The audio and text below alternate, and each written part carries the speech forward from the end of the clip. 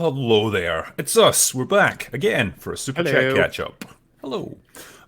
Yeah, we did Open Bar 34 the other night, and normally we would have done these Super Chat catch ups a little bit earlier, but I was away over the weekend and far too drunk. And yeah, this is Well, the it's funny first you say day. that. I was a little bit hungover as well because the night before I did Austin Powers with a whole bottle of Bailey's. It was wonderful. Nice. That is a pretty good way to spend your evening, I would say. Oh, it truly was. I look forward to those videos coming out in 2026. Yeah. It'll be great. Man, I tell you, you're not going to get comedies like Austin Powers anymore, though. I mean, when you look Dude, back at some of the jokes in that, no way. so when I was growing up and watching those films, I would make sure, like, if ever I had a friend, and this happened several times, where I'd be like, "You seen Austin Powers?" And be like, "No," and I'd be like, "Oh, right, that's it, we're doing that." And it would be the kind of thing I'd watch it with them, we'd laugh our asses off, and then I'd be like, "Ah, can't wait to get more of this." However, the vibe when we were recording it for EFAP movies was, we will never get any more of Yep, this. Like, it's over. These are that's time it. capsules. Enjoy them for what they are, because they're never coming back. I know. It just feels like that list of what is acceptable, to laugh at and make jokes about is just shrinking with every passing month almost. Well, Like, not only what's going to shrinking, be but left? getting weird, right? Because I saw a clip Disparu shared on Twitter of the Velma show. Because I haven't seen any more episodes of it, but it's like, can't you take some happiness in a white guy getting falsely convicted for once? And then she says something like, I'm too tired to even take a happy thing from that. Like Damn. we should just be happy that the falsely convicted person is at least white. I was like, what the fuck? Like, I don't even. It's the kind of thing where it's like Austin Powers' kind of edge is so much more entertaining versus mean spirited, and we ended up talking about that. Like, Austin Powers is just fun. It's having so much fun with everything. Meanwhile, something like Velma is just like, man, you hate life. You just hate Hmm. existence. Yeah, and you hate most of the population as well, so Yep. yeah, it's a strange basis for doing comedy, I suppose. Like, I kind of believe that you should be able to mock everyone equally, but I guess that can't be done anymore.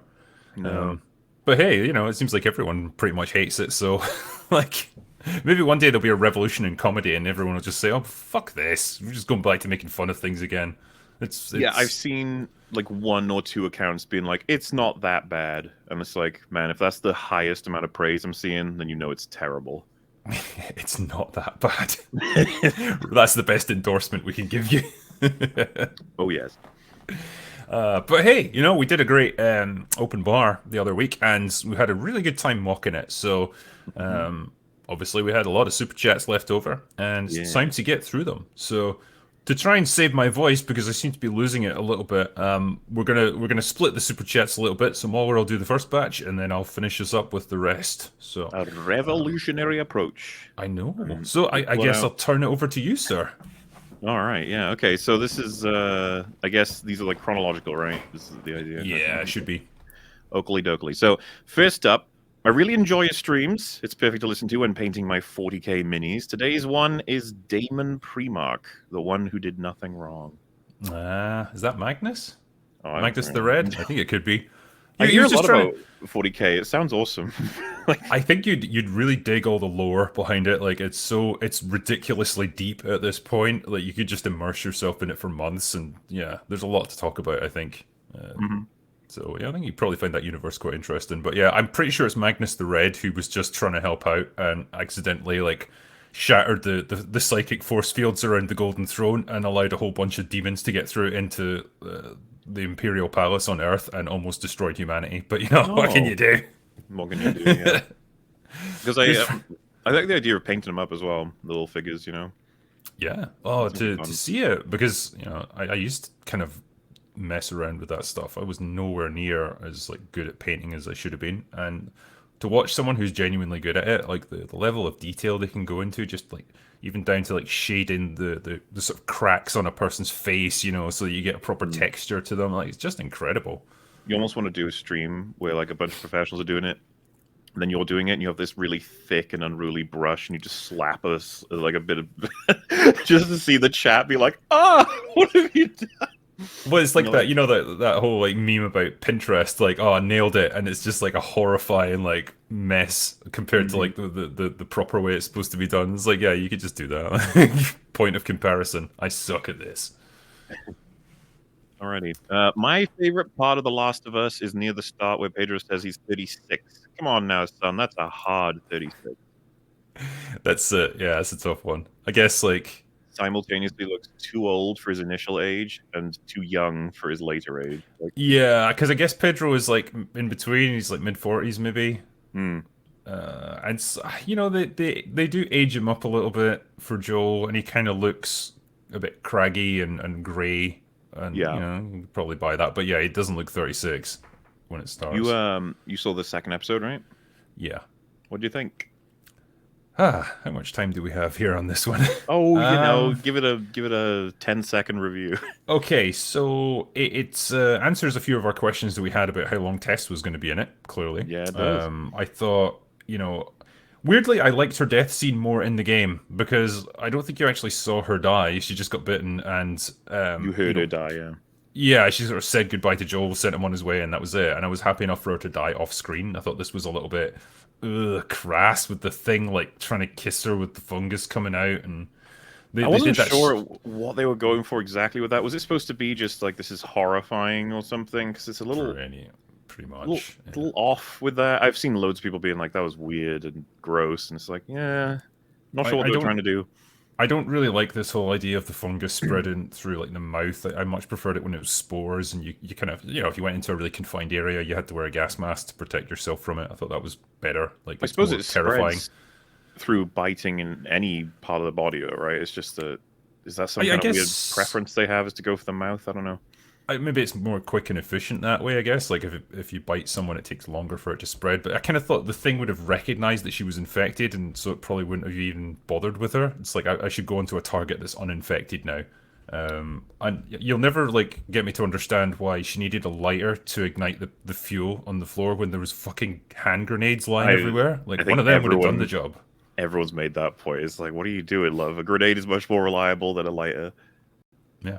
Um, And it had that but yeah, no. stupid cliche of like, oh, it won't light, and like suddenly at the last possible second, with the last attempt, it ignites, and then she drops it, and then off it goes. You know, it's like if it were me making it, and someone next week suggested like for extra tension we can have it so the lighter doesn't. I'd be like, shut up, stop, we're not doing yeah. that. Everyone bloody does that. Why would we do that? I think the other couple of things that just jumped out at me a little bit is I didn't like how Joel was so ineffective with a gun. He's meant to be an ex-marine in this, and you'd think a guy like that would be able to aim and shoot accurately, and you know Yeah, he would know by now to go for the head because he's been fighting these things for a long time. But he seems like a total amateur, which is weird. And I still don't have much faith in this actress. Bella Ramsey is her name, I think. Um, yeah, like I don't think she emotes very well, and like the bits where she's hiding from the clickers and it's like literally next to her, that is arguably one of the most terrifying situations you could be in. Even for people like us, we'd be shitting ourselves. So like a kid of like 14, you know, she just doesn't seem to show any fear. She just gets over it immediately, and that just seemed weird. I yeah. didn't I'm like that. trying to try and be as fair as possible. I think I agree, and that her expressions are not they're not enough for what I think could be done, especially of a girl of her age. There are a couple of shots. I think one of the when her first reaction to the explosion, I remember thinking like that's a good facial reaction. But I think you're right, like because she like breathes in, I think, and that's what alerts the clicker. But we get told like she didn't even know what clickers were before they got into that building. Yeah. So you want a bit more. I would want a bit more anyway out of her.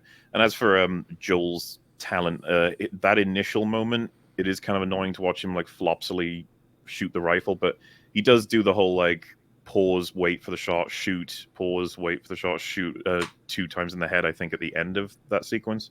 So Mhm. that's something. But I'm with you. Yeah, I'd like all of these little tweaks. And normally, I think it wouldn't be as bad if not for the fact that we've seen the blueprint. It's right there, you know. Yeah. Yeah. We It know that does. they're working from it too, so we're just like you could just follow that, you know. I think this is the problem, and I think to some extent, like us having played the games is to our detriment when it comes to the enjoyment of this show because, you know, even things like Joel's daughter getting killed in that first episode, I guess it would be a really impactful thing if you saw it for the first time, but because we've already seen it in the game, it's like, yeah, we're just seeing it on replay now, and so it doesn't really mean anything to us. Like, it was just a thing, like a box to be ticked off, you know? It was an element of his backstory that we were just waiting for. It's not to say it was badly done in the show or anything. It's just, I think when you've already seen it, it's less emotionally impactful, you know? I've seen people discussing the whole aspect of like, what is even the point if you're just gonna copy and paste? And arguably, the point is like, I think it was Meme Repository. I saw arguing with someone about this. Where he was like, well, it's a new medium, so it opens it up to a whole bunch of new people, and it's kind of cool to be like, hey, that thing you like in that TV show, that's what the game was this whole time. Games are kind of cool. Just saying, just so you know. Yeah. I think this show can go on to give gaming a lot more legitimacy as a result, and maybe even convince directors/writers to be like, "Whoa, source material might actually be okay. Who knows?" Yeah. I think, as well, I did appreciate the intro bit is it Indonesia, where it starts off? Yes. It gives you a little bit of backstory to the spread of this thing, and yeah, I like the scientists saying, yeah, you should bomb the shit out of this city immediately. Yes. Casualties be damned because this is that dangerous. I think it makes for a good companion piece with that. It was like the 70s they had in their intro in the first one where he's just explaining the theory behind it, and then this intro is like the reality of it actually setting in. And he's not the only one that was aware. A lot of scientists are aware that if this ever happens, then it's just game over. We lose. That's it. Yeah. Blow it up. And I quite liked it, yeah, because she's like, that's the only thing you can do, because either it takes over the whole world, we're all dead, or you blow up this city and maybe we stop it from spreading. But there was like 14 people who are unaccounted for that likely have it.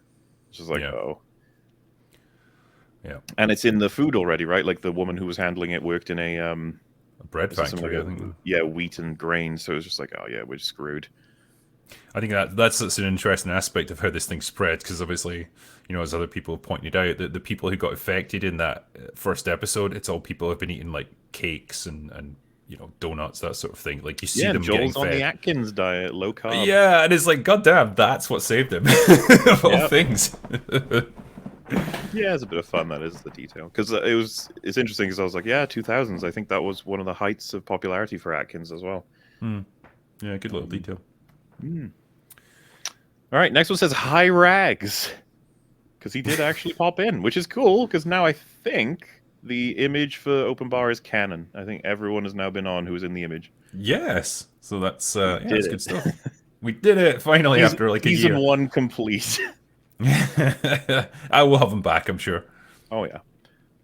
Hi Rags, congrats, little platoon. Yeah, because he passed 100K, right? Yeah, he's doing great. It's good to see.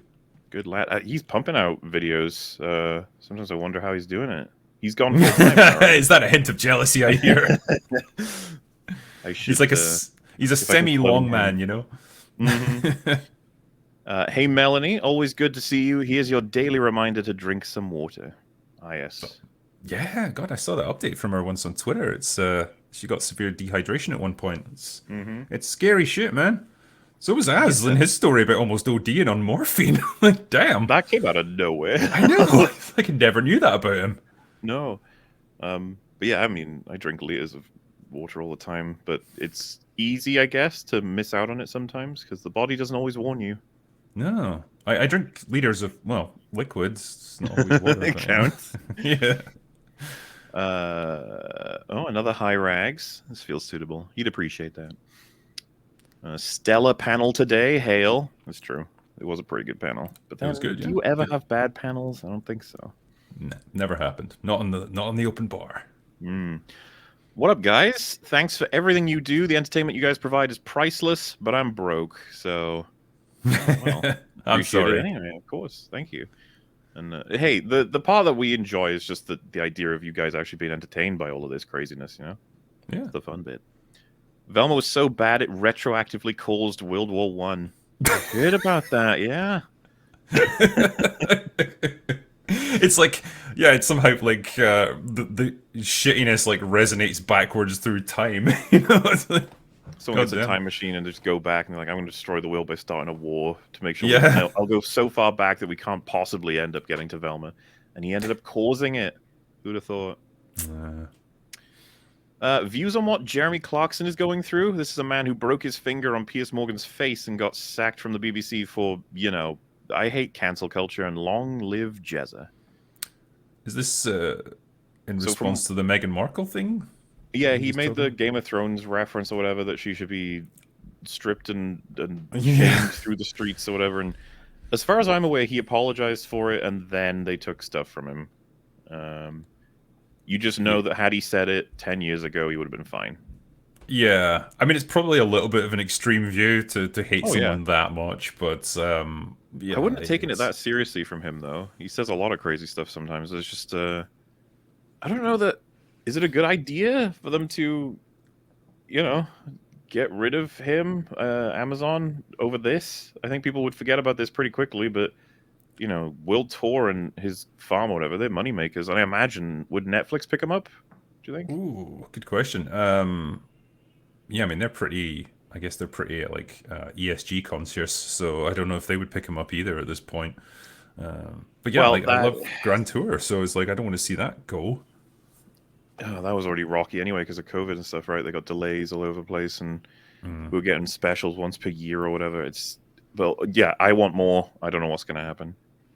I think he'll bounce back. Like eventually, they'll forgive him. They'll bring him back. They just wait for the controversy to die down, I suppose. Hmm. Hey, Drinker, Mauler, and Panel, will you guys play Jedi Survivor? And what did you think of the first game? I probably won't because I'm not really into the Star Wars games, but I don't know if you will. I played the first one for an hour. I lost interest, and I don't have any plans on playing the next one. I'm sorry. Not a good sign. Do Metal Gear Solid reviews, Drinker, and Final Fantasy VII X. Okay. Sure. I'd like to talk about Metal Gear Solid. I think there's a lot to break down from a storytelling point of view. If you want to get to Guns of the Patriots, then that's going to be like a 10-hour video trying to make sense of that nonsense. But yeah, I still consider Snake Eater one of the best games I've played. Thought it was great. Oh, all right, yeah, fair enough.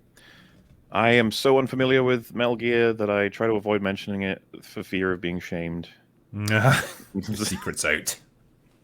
I went to see Puss in Boots 2 this weekend. I'm not a big kids movie fan, but this movie was amazing with really awesome action and visuals. The movie was so insane a child left the theater in tears. Oh dear.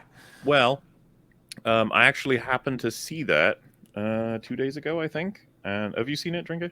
I haven't. No, the people were waxing lyrical about it on the stream, though. I give it a full, hearty recommendation. That was a good film. Very good, actually. Nice. Has a very strong point it wants to make. It's really funny. The animation is fucking top notch.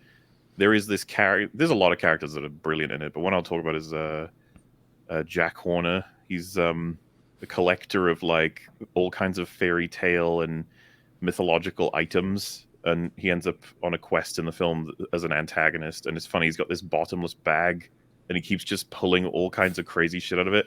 And I think one of my favorites was that he pulls out the hilt of Excalibur and announces it that way, keeps on pulling it. And the first thought you might have, if you're thinking about it quickly, is like, how did he get Excalibur? The stone is still attached. He just cut around the whole thing. And he's like, hey, you have to admit, it's still pretty cool. That's pretty good. So yeah, without spoiling anything, I fully recommend it. Very funny, and it's got quite a heart, that film. It makes a lot of sense that I've seen people talking about it extensively for weeks.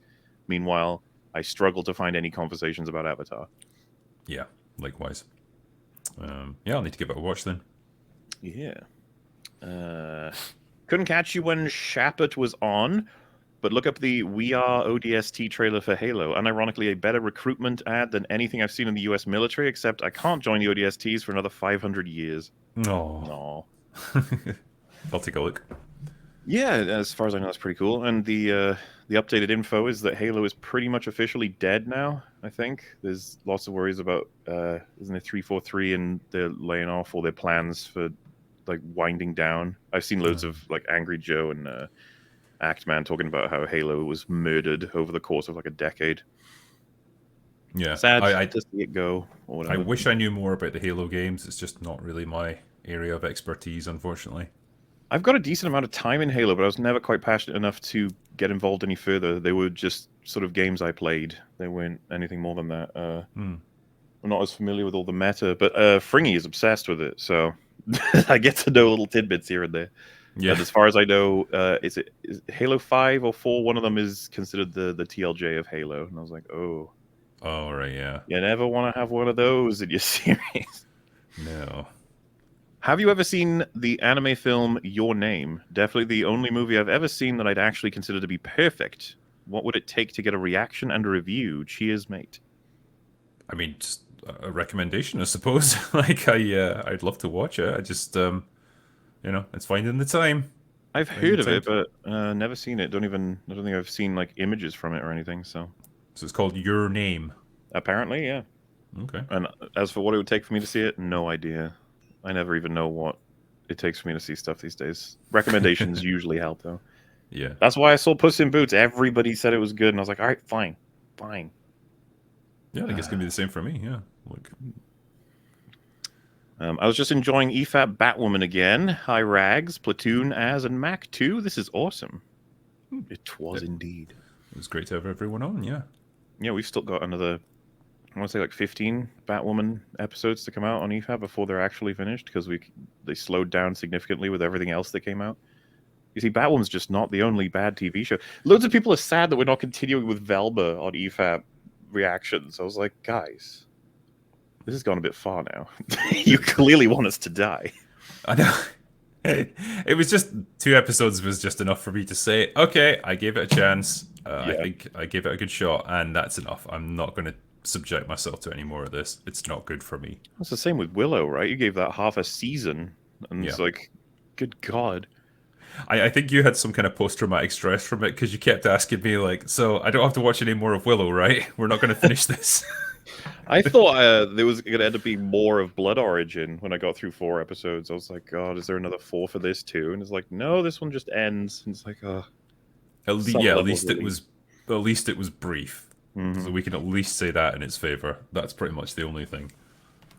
Hail Drunkler, new book on pre-order. Can't wait. Have some cash to put towards your favorite tipple. Thank you. Also, hail to Melanie, Platoon, Rags, Mauler, and of course the big man Az. Cheers. P.S. Velma is disgusting. Yeah, that's fair. Thank you very much. Yeah. Cheers. Drinkers should interact more with trigonometry. What? I don't think they mean the mathematical discipline. They're a podcast. They've got like a YouTube channel and stuff. And I did an interview with them. I went down to London to do that, actually. And it was very nice, and they were very nice people. And I think it was quite well received. So, I guess if the opportunity came up, I would talk to them again. Because he goes on to say, Doctors Jordan Peterson, James Lindsay, Peter Boghossian, etc., to talk about the Marxist postmodern woke infiltration of Hollywood, aka The Message. Well, I mean, it's not like Jordan Peterson is like beating down my door to try and talk to me. You know, there's levels of people on the internet, and like he's up there, and I'm like down here. I happened to come across a segment on YouTube of headliners on GB News about Velma. This is how they ended the segment. Critical Drinker, that's the one you got to watch. He's on YouTube talking about it. He's very good. Well, that's very good. Agreed. Thank you. Humans, Dog, an Eldritch Creature of the Long. Watch Puss in Boots: The Last Wish. It's easily the best animated movie of 2022. There you go. We've already done it. Yeah. DreamWorks are schooling Disney right now. It's wonderful. I'm more than happy for them to get back on top for animation. It's fine with me. Yeah. It's funny as well. At the end of The Last Wish, they bait going to see Shrek. Basically, it's literally like a post-credits sort of like Shrek is back, baby. It's like, oh my god. Hi, Drinker and Co. I highly recommend you check out Tugs. It has awesome writing, great episodes, badass characters, and awesome sets. Please check it out. What is Tugs? Never heard of it. I don't know what Tugs is. I don't know if it's a TV show, movie. Oh wait, I think they said episodes, so it's probably a TV show. Okay. Yeah, maybe someday. Who knows? Velma officially is the worst thing ever reviewed on IMDb. Lower than that worst movie adaptation of all time, Dragon Ball. Yeah, Dragon Ball Evolution, right? It's considered like the worst thing ever, and it's lower than that now. It's managed to top it, yeah. I suppose it's achieved a certain, fame just for being the worst thing ever made. That's gotta bring the creators of Dragon Ball Evolution some relief. They're like, finally. We're not the worst. Yay. Thank you so much, Mindy Kaling. I appreciate it. This just says, please ignore my comment. very well. Oh no, we didn't do it. We read it out. Oh, yeah, that's true. You're suffering through all this garbage is more entertaining for us than the actual shows you folks review. I hear that. It's a It's weird great new that era we're in, isn't it? I know. Well, it's great that people can take pleasure in our suffering. So It's almost like it's that's nice. developing an industry of like, we've got to make a show that the YouTubers will want to review. Like, that's how it works now. It's kind of what it feels like, and I guess from our point of view, it's a good thing because people get a lot of enjoyment out of watching us review it, and so you get a lot of views and stuff. But if that's your business model, you have to question the long term use of it. Well, no one's going to be congratulating the people who made Velma for that, even if she said that was the reason she did it. It would be like, okay. She's like, I just want to piss off the YouTubers. You'd be like, all right. I mean, yeah. I guess you see how this starts to influence their thinking. Like, look at She-Hulk, where essentially it's preemptively mocking people for not liking it on YouTube or like the online space, rather than just try to make a good show in the first place. Interesting. Velma review. Just watch the Venture Bros instead. That's what I've heard. Venture Brothers is great. Meant to be good, yeah. Yeah. Drinker, as an aspiring South African writer, I'm grateful for your constructive vids as it has improved my female and gay characters in my novels. Hey. Nice. There you Cool. go. Glad I can help. Drinker to Hollywood. You're a super disease and I'm the cure. One does try. Cheers, Chads and the great and powerful Melanie Mac. I hope you are all having a wonderful Velma-free day. Yeah. My life has been infinitely better since I stopped watching Velma. So, yeah, thanks.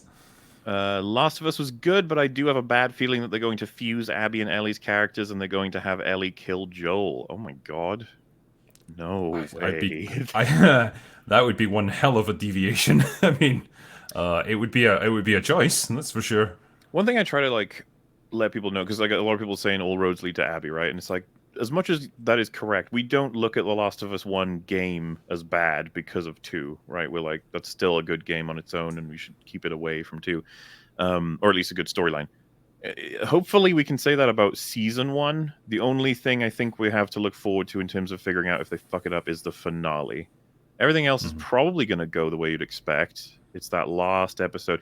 Because I think, and I've seen this sentiment, and I think it's probably true, I imagine in their TV show version, Ellie is going to have agreed to be put under or something, instead of them doing it without her knowledge, because that will make Joel more clearly in the immoral. They're going to make him make an immoral choice, aren't they? That's the big concern. Well, if you think about it, the second game retconned Joel's decision, and so they're now working from that template. Neil Druckmann is giving his creative input on it, and it's present day Neil Druckmann in the wake of Last of Us 2. So, yeah, he's going to want to justify that creative choice by making Joel wrong, and it misses out the whole point of that first game. But yeah, and part of what's so frustrating to watch in Last of Us 2 is Joel just not have a spine about why he made the decision. Didn't explain it at all. He just sort of went, yeah, I probably shouldn't have. Well, that's the problem, because they know that if they had shown him arguing back, he would have definitively proven her wrong. He would have completely justified his own position, and there would be no story. In comparison, if you remember in Ragnarok, Atreus and I think Freya and even Faye all accuse Kratos of hiding from Odin and stuff, and every time he pushes back, it's not hiding, it's protection, it's not hiding, it's preparation, it's not hiding, it's a form of understanding that we are not in the position to just run around and get killed by gods, fighting gods, all this stuff. But then right before they go to Asgard, he says, I can hide no longer. It's almost like an admission that, yeah, okay, maybe I shouldn't be doing that, and I should be leading people. I should, the whole game's point, right? I should actually fight gods if it means it's for the best, as opposed to just the blanket statement of don't fight gods. Basically, find a way for your character to be not necessarily wrong, but to develop without them looking like a fucking idiot and forgetting everything they did and every reason they did what they did. Yep. It's frustrating because I still remember the scene. It's when she goes to the hospital, right, and he meets up with her, and she shits on him, and Joel's just yeah, and it's tell her why you did what you did. It's like almost just make words come out of your mouth. Just say something, anything. But it's yeah, he just clams up because he's got no. The game won't allow They him won't let him. Yeah. to make the argument that he should, that anyone would do in that situation. Yeah, and So any yeah, it's reasonable person, you can write a laundry list of reasons why it was a bad idea to let her be dissected in favor of a quote unquote cure. But he couldn't come up with one. He was just like, no, I just didn't want to. yeah. And so, So with the idea of that being in mind, yeah, it's just that last few episodes, the finale, whatever, like everyone's eyes will be on that for if they make the change.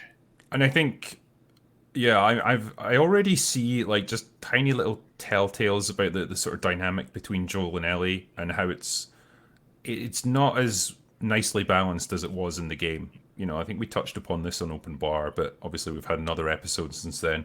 And it was very much like Joel was, he saw Ellie as just an annoying burden, and he was very much like reluctant to take her on, reluctant to help her and escort her and so on. And he was very much in charge of the situation in the early stages. And what you get is like, he starts off up here, she's down here. As time passes, she gradually becomes more self-reliant, more capable, more like better at surviving. And he becomes a bit more compassionate and caring about her. And you get that gradual shift in the dynamic to the point where he gets injured and she has to fight to defend him. But it feels like at the moment they want them to start out, if not equal, then almost with Ellie somehow above him because she kind of dominates each conversation that they have. She doesn't seem to be phased by anything. She's already proven herself that she can, she's not frightened by acts of violence. She doesn't seem particularly terrified of the clickers or anything. And I just think, you're falling into this trap of trying to make her too strong and too capable right off the bat. And I just think it's going to get worse with each episode. That's my fear. I think you're correct. If by comparison to the game, he's colder in the game, and I think they even said they want him to be warmer in the show, or at least that's their plan to make him softer and warmer to begin with. I'm with you. I would actually prefer to see a further extreme brought closer over time. I would rather judge it once we have the whole picture to see how it all runs. I still appreciate that even in like episodes, because I said it on the stream, I think that her initial reaction to him beating the shit out of a guy to death just doesn't sit that well with me. It would have been cooler to see her more afraid or shocked or even just not knowing what to do with the situation instead of interested is like the word I might use for the reaction. Not sure what direction she was given for that first reaction, but in any case, she steps on the hand when they climb up the stairs, and Joel is like, "Fucking idiot, what are you doing?" He drags her off against her will when Tess wants to do a sacrifice. He is still like, he can be quite denigrating to her, and he suggests that they kill her. Like, we're still in a position where he's definitely pretty cold to her. So I will give it a chance, see how they do. From what I've heard, episode 3 is going to be like mostly about a backstory for Bill and Frank, as opposed to an episode finally where they're going to be alone with each other. So I know that Az has been looking forward to seeing what they do when there's just those two. And like I say, I agree. I'd like to see what they're going to do now. What will they talk about? That sort of thing. Yeah, very much. Because they have that one chance in episode 2, and it's like really awkward, right? Well, again, that's a good example of how it feels like she's the one who asserts control over the conversation. It feels like she's almost toying with him mentally. And, the point where she starts asking too many questions and clearly it's getting into uncomfortable territory for him. He's like, no more questions. It's not like he's biting back. It's almost like he's just putting his hands up and saying, no, I don't like this. You're making me feel uncomfortable. Stop. And again, it's just, it's not the dynamic I want to see. It doesn't seem to make sense based on what these characters are meant to be doing. But yeah, like you say, I'm not judging it yet. These are little tiny cracks that I think are in it, and I just hope they don't open up into giant like chasms of stupidness. In a broader sense, I'm still kind of blown away that we're talking about it like this instead of it being just a disaster. There's that, yeah. It's kind of neat. I mean, it's yeah. There's something there. There's something to work with. That's a good thing. Alex Jones was right. The lizard people rule Hollywood, and Velma is the proof. They're putting stoners in the writing room to turn the plot whack. Could be. Man, I was saying, like, how sad is it that Mindy Kaling gets to have all that power to make that kind of show when any of us would be like, you just throwing that out? That level of, like, the amount of people working on that, all that money? Mm-hmm. Fucking pass it over here. Jesus. I'll make something better than that. Come Well, on. imagine probably millions upon millions of dollars were spent on this, even though it's I'd just have an to animated imagine, show. yeah. Like, imagine what you could do with that money. Imagine, like, how many, little art house movies or little low budget things you could make that might be genuinely worthwhile efforts. Imagine how many Reservoir Dogs or Blair Witch projects could have been made. Yeah. Oh, well. Hail, gents, lady, and whatever the hell Molar is. Oh, hail. Just wanted to show my appreciation for the VIP lounge and everything you do. I hope Melanie doesn't mind me saying this, but I agree with Terry. You're doing God's work, Drinker. Keep it up and cheers. Thank you. Appreciate it. Yeah, thank you very much. I used to think a person should never be judged for the shows/movies they enjoy. The last few years have proven me wrong in Velma's Exhibit A.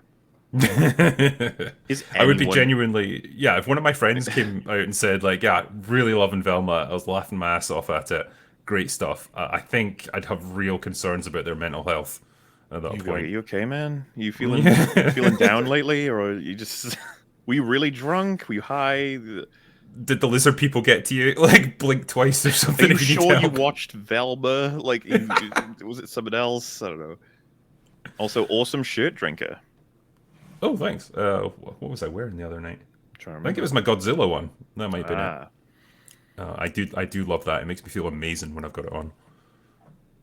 Did you guys see the now debunked meme of Scooby with an eye, who is Norville's new love interest? One of the funniest memes / trolls I've seen in a while.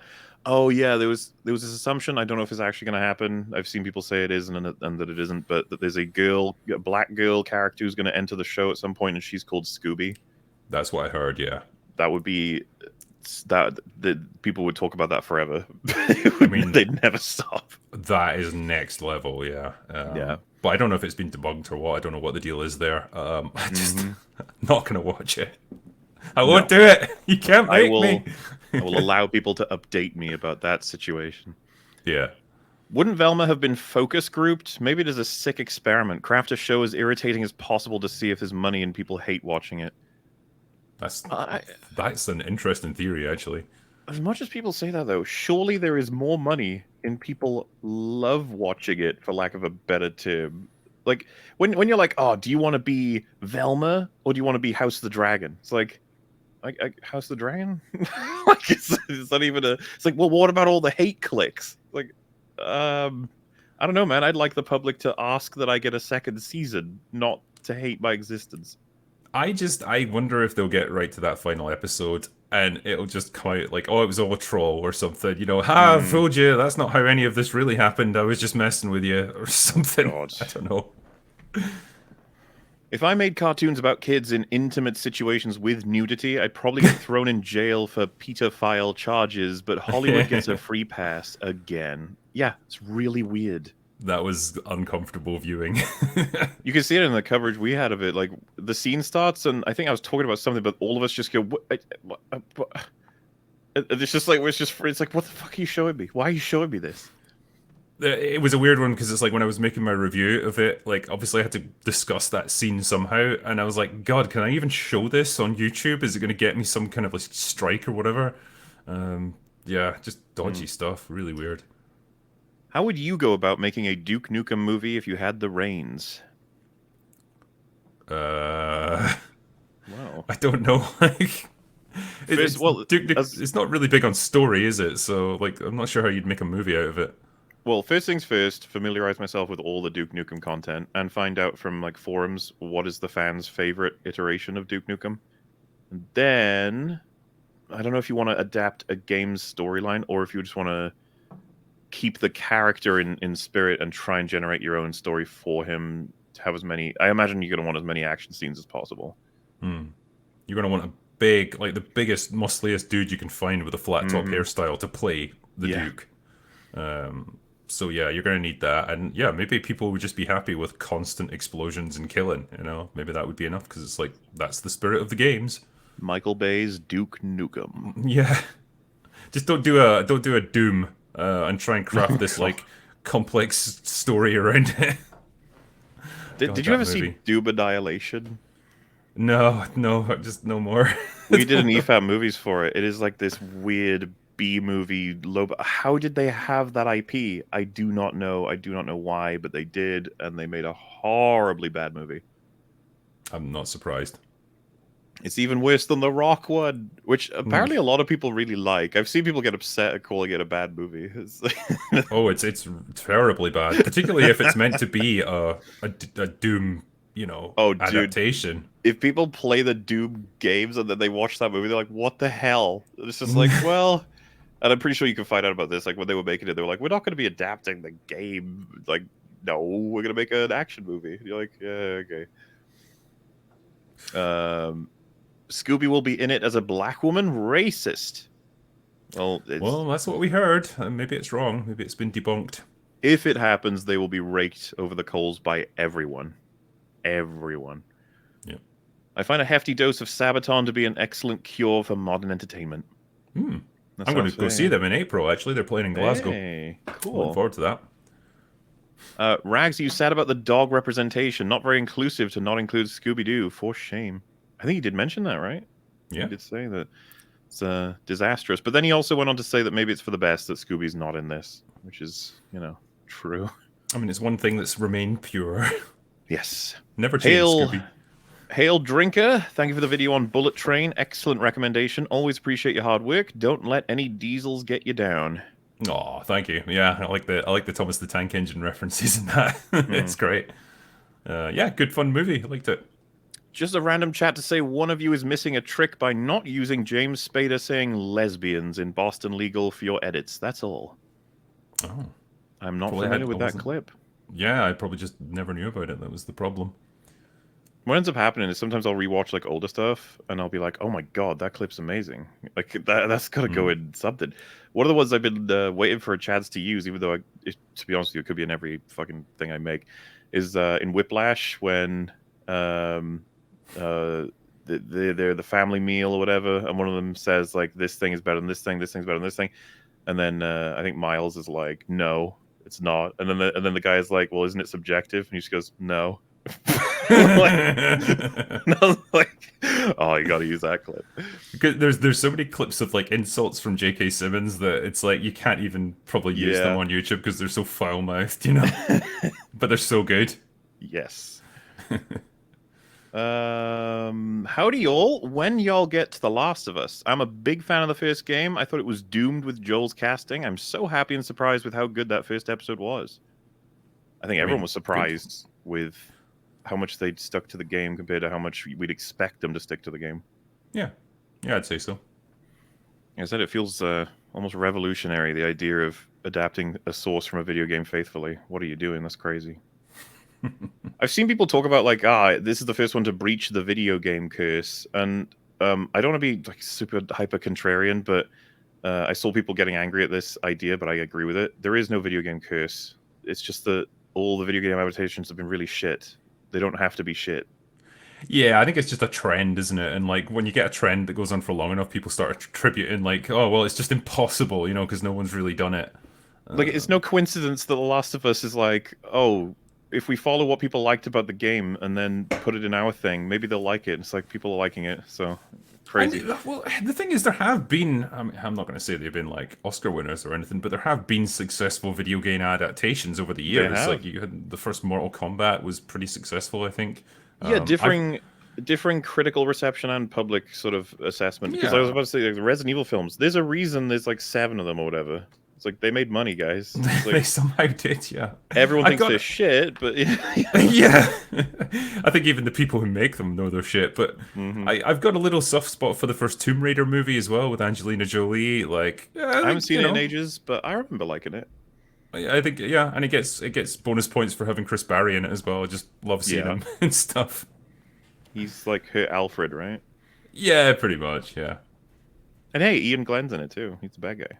He is, and he's very cool in that, actually. It's weird seeing him with hair and, like, knife throwing and shit. Yeah. I need to rewatch that. We should. I might set up new fat movies for it. Why not? I think it'd be a lot of fun. Yeah, I think it'd be a lot of fun to chew on. What would we pair it up with? What would be the arc there? The first Tomb Raiders and maybe the new one, right? We can watch the new one as well. Yeah, I think it'd be a good point of comparison. And then throw the Uncharted movie in there. Why not? Yeah, like adventure movies from video games. You know, that's your common Yeah. thread. There you go. God, the new Tomb Raider movie just bored me to tears. Like, it wasn't like it was horrendously bad. It was just nothing. It was just I haven't nothing seen it. burger. I haven't heard anything about it really. So, yeah. That's the thing. I can't even think of anything particularly interesting to say about it. It was just a movie. Lucas, Spielberg, and Ridley Scott all did great things early in their careers, but crap later. Could be similar for Mindy. Yeah, could be. Well, yeah. Like I said, it's. I think a lot of people, when they see something really bad from someone, they're like, "There must have been a fluke. There must have been that they never made the thing before." And it's like, it could be that they were okay at one point for whatever reason. I mean, she's only what, 40 odds? I find it hard to believe that she's like, gone into that like sort of decline that comes with age. We You know? are aware of several people that were much funnier like 10 years ago that are not funny at all nowadays because they're scared to make the wrong jokes. That's a transition that already happens for people. Hers seems to just be that she learned like the concept of being edgy, and then without like stabilizers or inspirations around her, she just went nuts and splayed everything across the. I don't even know what's going on in her head with some of the jokes in that show. Yeah. Strange stuff. It's a uniting show, though. I'll give Yeah, it it that. is, yeah. Yeah. I think video game adaptations may be the very next big thing after superheroes, and they already seem to be setting up Super Smash Bros. Yeah, you got the Mario movie coming along, and that's probably going to make $1 billion, maybe even more. It's I mean, it might well do. It looks pretty good, I guess. The trailer makes it look pretty fun. if we get hits with God of War, Gears of War, and Bioshock TV shows for all of them, then yes, we will be in the era for video game adaptations are finally king, which will be really weird. I'm all in for that. I would be ready to, have a little break from superhero movies and try something else. Absolutely, dude. And to be honest with you, I think that all of those IPs offer a great chance to make some awesome TV and movies, but we'll all be like, please don't fuck it up, please don't fuck it up, please don't fuck it up. Yeah. This is the thing, because like I was never like a big comic book guy back in the day, so I didn't have that kind of excitement of seeing my favorite comic book characters get like adapted for movies, and that anticipation of like, oh, are they going to do a good job or whatever. But like video games were kind of my thing, and so that'll be nice to share in that excitement or trepidation. It was ironic for me because I was excited to see a lot of these characters in movies, but because I knew them from games that were adapted from comics. So like, okay. I'd know from or Top Trump cards. I'd be like, I know that one. It's this. And he'd be like, have you read the comics? Like, nope. Probably should though. Have you read the story about Mindy Kaye's brother who pretended to be an African American to get into medical school easier? It's chat online, pretty funny. I've seen the story about it, yes, which is super controversial, right? Because like it's half of it is like supported in terms of like the struggle you go through as a person of color, or whatever, but the other half is like, wait, you fake being what? Like, what did you? It's like, Yeah, I wasn't aware of that myself, but oh god, it's like just the more I hear, the more it just seems awful. There's a video on the channel called Endymion TV that covers Mindy's history of both being a terrible writer and as an even worse person. Pretty solid. No, fair enough. Like I said, I'm not familiar with her work in the sense of like I didn't look into how much contribution she made on The Office. I'm just saying it's possible that she made something good and then made this. It can happen. She may have fallen over and hit her head. You never know. Yeah, or it could be like, it could even potentially be she didn't write most of this stuff. It's just she oversaw the production of the thing and just kind of approved things rather than actually coming up with the storylines. I don't know. I don't know how much involvement she really had with this. Mel, I beat Tomb Raider 1. I give it an 8 out of 10. Like the original? I feel like Melanie would be angry about that. Well, wait, that's a pretty good score, though, isn't it? 8 out of 10? I think she's a big old fan of the sort of PlayStation 1 trilogy of Tomb Raider games, and probably would expect like a 9 or a 10 for that one. Oh, that'd be Maybe fun I'm to play, wrong. actually. They're good. I love the atmosphere of those early Tomb Raider games, particularly the first one. Actually, just that real sense of isolation that you get from just being in these big old empty tombs, and just there's a real feeling of like exploration and discovery that I think it comes when things are toned down and there's not this constant stimulus that you get. Like so many games now, because they're graphically amazing, you're constantly overwhelmed by what you see on screen, and you don't really you don't really And appreciate quite so much just finding new areas and stuff. there'll be a bonus comic relief character pointing everything out and laughing at it. Yeah. And then your main character will be like, well, that just happened. Yeah. Like, you can have big stretches where Lara doesn't really encounter anything or anyone, and it's just you and her solving problems. It's quite good fun. Well, speaking of atmospheric, I think I know the answer to this question, but have you played Dead Space? Not really, no. Ooh. I'm not a Dead Space guy. Are you And intending on touching the remake? I think I will, actually. Yeah, now's the time. Because I recently did a replay of the original on 360. I fucking love that game. It's definitely one of my favorites. And this remake looks like it's going to be pretty faithful, so... I mean, I like me a bit of, like, survival horror, and I like sci-fi, and it seems like this blends the two together quite nicely, so I should play it. Oh, and that's a question, too, with Resident Evil 4 remake on the way. Could that lead to the very first open bar about a game? Is that possible? It could well be. I mean, we usually cover, God. like... Well, we usually cover, like, 2 or 3 different things in the course of the stream, so there's no reason whatsoever we can't do that. I mean, I think we've done open bars on The Last of Us 2, or at least some kind of review of it when we were talking about it, so it can be done. We do have the technology. It can be done. Well, yeah, because we got Rags, Fringy, myself, Metal, you, Az, and basically everybody will be playing that Resident Evil 4 remake, I think. Oh, yeah. Rags is, like, super passionate about Resident Evil 4. Resident Evil... That's the thing. Him and Resident Evil 4, he knows that game back to front, down to... He talks about it in a way that's not very familiar to people who just like it. Like, yeah.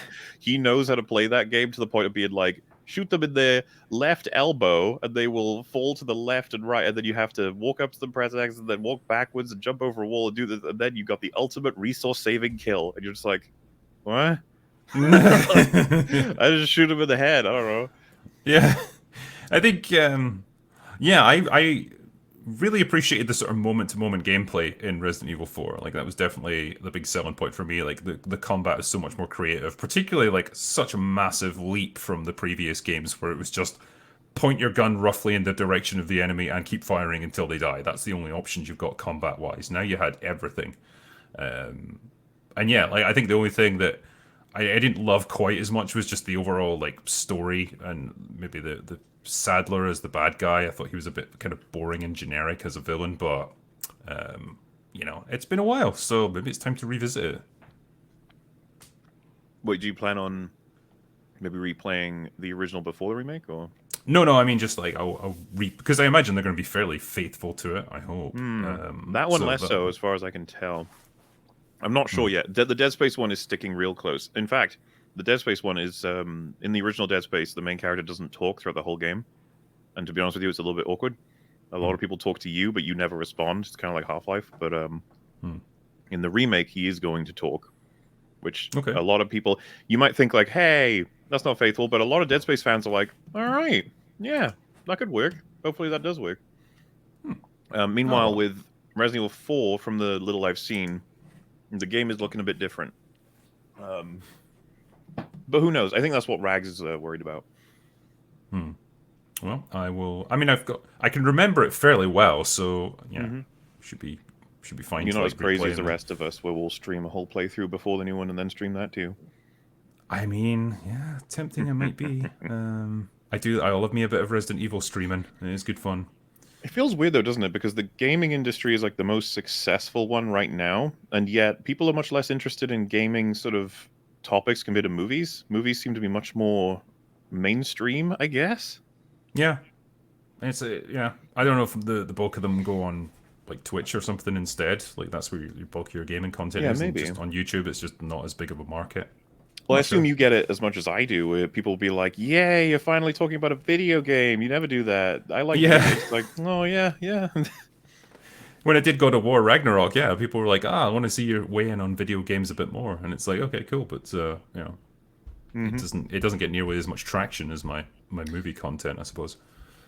Melanie Crew here. Cheers, Drinker and Mac. Agree, British IT crowd. The Super Office, Jeeves, and Worcester were written by two guys, and they were legends. Oh. Well, yeah, there's a lot of just classic British TV that I basically recommend to everyone. It's just worthwhile. I showed Metal IT crowd, and now he wants to buy it. Good Tell me, stuff. like, it can't find any HD versions, and I was like, I'm sorry.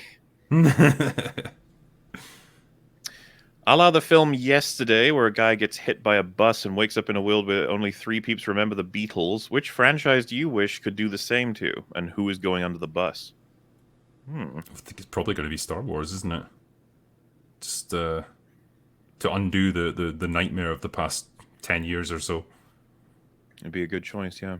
If that's what that means as a question, I guess. If that was the question, undo the full damage to any one IP. It's like, which do you choose? I think Gary would choose Doctor Who, right? Yeah, I think so. I'm not sure which one I would go. I'd have to think about it for a while, but Star Wars is definitely a top contender. People have almost forgotten how cool Star Wars could have been at this point because it's been drilled down into nothing. Yeah. Yeah, there was a time when, a new Star Wars movie coming out was an event. Never mind all the other TV shows and stuff that we've had now. Yeah, just like I think Gary said it's just been reduced to some TV shows on a streaming service. That's how insignificant it is now. And as he put it recently, I think on Twitter, that Disney Plus is becoming the CW, like the new CW. Yeah, it kind of is. Apparently, is it the Daredevil show is taking on writers from the CW? And it's like, no, yeah, it's no. How about you just take on writers from the original Daredevil on Netflix? That would probably work, I would say. Yeah, you could call that reliable. But oh well. You've got the cutest little baby face. Maybe they mean as? I don't know. Is this the first EFAP 0 out of 10? Velma? Oh, on the like enjoyment side, sure, why not? There's very few things that I will refuse to continue, but I think Velma would be the first one. If you said you wanted me to see more, I'd be like, please, can we not do it? Yeah. I mean, I don't even know what you could potentially give it a point for. Like the fact that it makes like images and sound appear on your TV screen, so that there's something, but that's really all I've got. It's not worth anyone's time. No IP is safe in this day and age. What's next? The Flintstones, Yogi Bear, also High Rags. Oh yeah, I mean everything will be done eventually. Everything will be remade and reimagined. So Flintstones sounds like something they'd destroy. Yeah. Yeah, give it time, it'll happen. Give it time. Give it to Mindy Kaling. She'll sort it out. But how will I know how bad it really, really is if I don't watch it? Oh, just take our word for it. Just take our word for it. There'll be someone reviewing it out. The Disparu is currently forcing himself through all of Velma, so there you go. Watch that instead. Which is better or worse, Freddy vs. Jason or Alien vs. Predator? Ooh. I mean, I had more investment in the Aliens and Predator franchises, so it hurt more, I would say. Okay, Alien versus Predator. I didn't care that much about the Friday the 13th movies or. I think AVP is tolerably bad. The second one not, but Freddy vs. Jason, as far as I remember, that film is just nuts and embarrassing, and like I think they try to make it fun, which is weird. It's yeah. So I'd probably say that Freddy vs. Jason is worse, but as for which one is more damaging to its respective franchise, AVP made people be like, "What the fuck have you done?" I agree. Yeah, especially because man, Aliens versus Predator, that's like the coolest thing ever. Oh, you gave it to the Resident Evil guy. No. Consider inviting Despot of Antrim onto the show. Okay. I mean, I've no idea who that is, but can look it up. Drinker, have you heard about The Lord of the Rings, The War of the Rohirrim? It is an upcoming anime prequel taking place in Peter Jackson's canon. I have heard about it, and, well, I'll be interested to watch it. Wasn't there something about the people who are behind that are shitting on Rings of Power or something? I think they are, yeah. Because it's the same studio that made Lord of the Rings, so it would just be amazing. How lovely for all of us if that was just incredible. It was this wonderful viewing experience, and everyone just rallied around it and supported it. Yeah. And then Rings of Power is just kind of over in the corner, like, hey, I'm a thing which exists. Hello. I cost $1 billion. Then, of course, there's Scooby being portrayed as a black woman. Are they going for bestiality, or are they comparing all black women as dogs? If they do it, that's what everyone's going to be saying. So I'd seriously not expect them to be stupid enough to do that, but who knows? Yeah, never underestimate the stupidity of Hollywood now. Were any of you annoyed by the name Southlands? In Rings of Power, I felt like it was trying to ape GOT with that name. A Game little of Thrones, bit, I I guess. suppose. Yeah, I mean, it's just south of what as well, because it's clearly like there's a lot of things to the south of that. You know, it's Yeah, really yeah. more like the east Well, they of needed Middle Earth. they needed a filler name until they called it Mordor. They were just like, I Yeah, don't know, it's the Woodlands. couldn't you have called it like Dormore or something? Like, no one will guess what this is. Rodrom. It's a different thing. On that OJ topic, as the only allegedly you should worry about is whether or not the Tatars are real or fake. Hmm, It's the ongoing as joke, I think. okay. He's a bad booby detector, I think. Ah. It felt like Velma was trying to copy the Harley Quinn show, the mockery, the meta comments, violence, hypersexualization, Kaling's dialogue delivery, etc. It felt like she was copying Harley Quinn using Scooby-Doo characters. I've heard that from a couple of people now. I haven't seen the Harley Quinn show though. I couldn't compare them, I'm afraid. I mean, I wouldn't be surprised if it's just plagiarizing something else. Yeah. No wonder pollution is a problem. No one can relate to a blue superhero that weaponizes the elements. Fair enough. Good evening, guys and gal. How many franchises are still left to ruin before Hollywood has to fucking try a new idea? There were 7, maybe 6, something like that. Yeah. I mean, we're getting down to the pretty obscure stuff already, like with Willow and stuff like that. You know, it's like a movie that most people barely remember, and it's Yeah, like well, suddenly we're getting a TV show for it. I knew some people. I think my sister, funnily enough, she mentioned having seen Willow and thought it was awful. And then I was like, "Oh, the TV show." And then she was like, "Is there anything else?" And I was like, "Oh, well, the original movie." And she's like, "Original movie?" And I was like, "Yeah, it's based on a movie." Do you know? And she was like, "Oh." I was like, "Man, they don't, oh, where they digging up the skeletons long ago to try and generate Yeah. nostalgia." I mean, how long before they have a second reboot of something? 'Cause that's going to happen eventually too. Well, does Terminator count? Remember when they said we are canceling out Terminator 3 and 4? Those are no longer canon. And 5, we're gonna make a new canon, and then it was shit. And they were like, oh. Oh, dude, that's yeah. That whole franchise is fucked. So's DC on film. Like that's essentially been soft rebooted at least once, and now they're going for a hard reboot of everything now. So yeah. Oh, dude, Well, the sentiment about Shazam is so in the toilet because everyone's just like, let's just get this over with. We all know this isn't going anywhere. Just like, yeah. oh, poor Shazam. I just yeah, you know when it had that Eminem song in the trailer, I was like, God, like what is when did it become just like that's the kind of generic music that you use to try and make something seem cool? Like hasn't that been used in like every Minions movie and every fucking every shitty animated film ever at How this dare point? you assume I watch Minions It's just or their even trailers? yeah, just talking about the trailers for things like I don't yeah. These movies have just got that forlorn feel about them. It's going to be like I think what was it called? That final X-Men movie that came out where it was just a bunch of like teenagers in a mental asylum somewhere. Oh, New Mutants. That's it, yeah. It's gonna be like that, Yeah. how it's just got that sad air of like just I don't even know why I exist as a movie. Sad era of death, just Yeah. waiting to go. I don't know if you watched BoJack Horseman, but it was a big hit on Netflix that has a lot in common with all these adult cartoon shows on Netflix. That's why they're obsessed with making shows like it. Hmm. Yeah, I've seen BoJack Horseman. You can call it. It's much more adult. Deals with a lot more of like depression, anxiety, a lot of different issues like that. But I mean, Velma's as a vibe is completely fucking different. It's more foul. Hmm. It's the foul show. There should be a genre of foul, and Velma can be the king of it, I guess. Hmm. It's the concept of the double consciousness. We know what it's like to be a white man because we're forced to live in a white man's world. They don't know what it's like to live as us because we live in their world. That's a quote. I don't know if that's actually from Velma. I wouldn't be surprised. It sounds like the kind of thing that's from it. Yeah. Are you guys familiar with Johnny Law? Covers similar ground, but I like his style. Would be good if you could have him on. Well, I'm keep the not. name in mind, I guess. Quite a beautiful lineup you got this afternoon. Cheers, everyone. Melanie, Rags, and the platoon, who is little. Nice. We were beautiful. Yeah. I will not take this blasphemy against Velma. The show is amazingly awful and is getting me tons of views.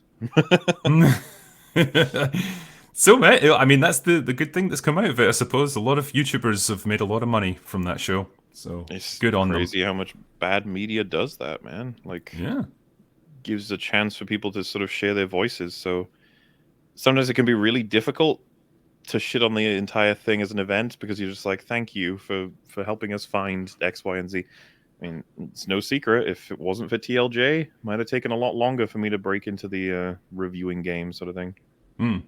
Yeah. So thank you, Ryan. Thanks, Ryan. Fred is definitely based a white guy that turned down Mindy Kaling. Oh, even based on, yeah. That's what everyone assumes at this point, is that a lot of this is just her experiences in life. What's that clip where she's like, I'm weird and no one likes me? Yeah. It's just like, It's like you say, the bitterness just radiates from it. Yeah. In regards to the point of identity and character creation, I work in the industry and I worked on Luke Cage, where more than half the writer's room was white and no one cared until Orange Man Bad. Yeah. Those were the days, you know? Those were the days when you could just hire people on talent, I suppose. Well, it was, who was it as? Someone was mentioning they were walking in their town and they saw, I can't remember, I think it was one of the guests on Open Bar where they were saying, they saw like a poster for hiring and it was like, you know, we don't discriminate based on sex or race. And then underneath it was like minorities and women, please apply or whatever. Yeah. It's just like, it's like, yeah, in any other, if that was, you know, if that was directed the other way, it would be, the company would be shut down within a matter of days, you know. Oh, God, yeah. Lukewarm take. Most television you guys have covered agrees with Velma. Velma only stands out because it's they say the quiet part's loud. I think that's true. Yeah, I think a lot of the stuff that's almost subtext or just like a low level of hatred is just fully mask off with Velma. I mean, so yeah, I agree. As much as I'd be inclined to agree in some ways, I would go as far as saying once you're subtle enough and you tell a good story, most people don't even care. Because when people find out like some of their favorite stories, someone goes, "You understand the point of this is something that you hate." They're like, "Whatever, fuck off." Like, I thought it was neat. You know, like you're familiar with all the discourse surrounding Starship Troopers, right? Mm-hmm. You'll have people like saying, "You understand that the point of Starship Troopers is that the whole environment that they're in is terrible and fascist," and then other people will be like, "No, it's not. It's fucking awesome." And the film, and it's just like, all right. A lot of people were there just to enjoy a fun action movie. I know it sounds insane, but that is actually a thing people just enjoyed. I love Paul Verhoeven's like style of satirical, you know, movie making. I think there's so much to talk about just in terms of like how he strikes that perfect balance where, like you say, it's subtle enough that people can go into something like Starship Troopers and could just enjoy it as a dumb action movie. It's like, haha, the bugs get blown up. But then, like, if you want to read into the subtext, it's like, okay, yeah, there's making a lot bigger points here about society and all that stuff. Honestly, that might be my favorite centerpiece for talking about how humans interpret, because the one that really just, it gave me a sense of just like, I gotta think about everything for a while now, was the scene that you'll be familiar with, everyone, is where I think Rico shakes the hand of the sort of receptionist type guy who's signing him in, and he's lost, I think, is it 3 limbs he's lost? Yeah, he's got like a robotic arm and he's missing his legs. He's like mobile infantry. Made me the man I am today, right? So yeah. The red letter media / I think common view of that scene is, lol, made me the man you are today. Look at it's destroyed you. Like there's, you know, it's like, oh, crazy. But then another viewpoint that I think is really valid is that he's proud of the fact that he's a man who gave up so much of his own life to defend a society / civilization that he believes is important and good. And I mean, you could choose to see it that way. Yeah, if you wanted to, I suppose. Like it's an interpretation. I think if I was to guess what Verhoeven was trying to say there, or the point he was trying to make, I would say it's the former rather than the latter. And it's something that's woven into the, like, throughout the movie. Like the older generation of characters they're generally like they got missing limbs and they're Yeah. scarred and stuff. Like it's like a whole generation that's just been fighting previous wars and just getting minced up. Yeah, and that they're encouraging the younger generation to get minced up as well. But then, of course, the other alternative point of view is that, yeah, you're going to lose parts of your body, but it's for or you're going to be injured in some ways, but it's for a cause you're supposed to believe in. We don't look at veterans who've lost a leg or an arm and say, like, oof, clearly you regret going to war. They'd be like, I don't regret serving my country and the people of it, you know? Hmm. So I've always found the discussion surrounding that movie fascinating because everyone's so certain of a particular point of view. When I just like, I'm sitting there like, I don't know, man. I find a lot of this convincing in many directions. Hmm. They'll usually cite the director, right, as being like, he meant this, though. It's like, when has that ever stopped us from counter-interpreting people's work? Yeah, yeah, true. The comic Scooby Apocalypse, great reimagining. I'll take your word for it. Yeah, all right. You're a bunch good. See you in NT. Keep doing what you're doing. Thank you. Thank you. I bet if you watch the show on shrooms, you'll actually be watching the original Scooby Gang. Maybe. They're making a season 2 to introduce Scooby-Doo as a lesbian cat who speaks Spanish.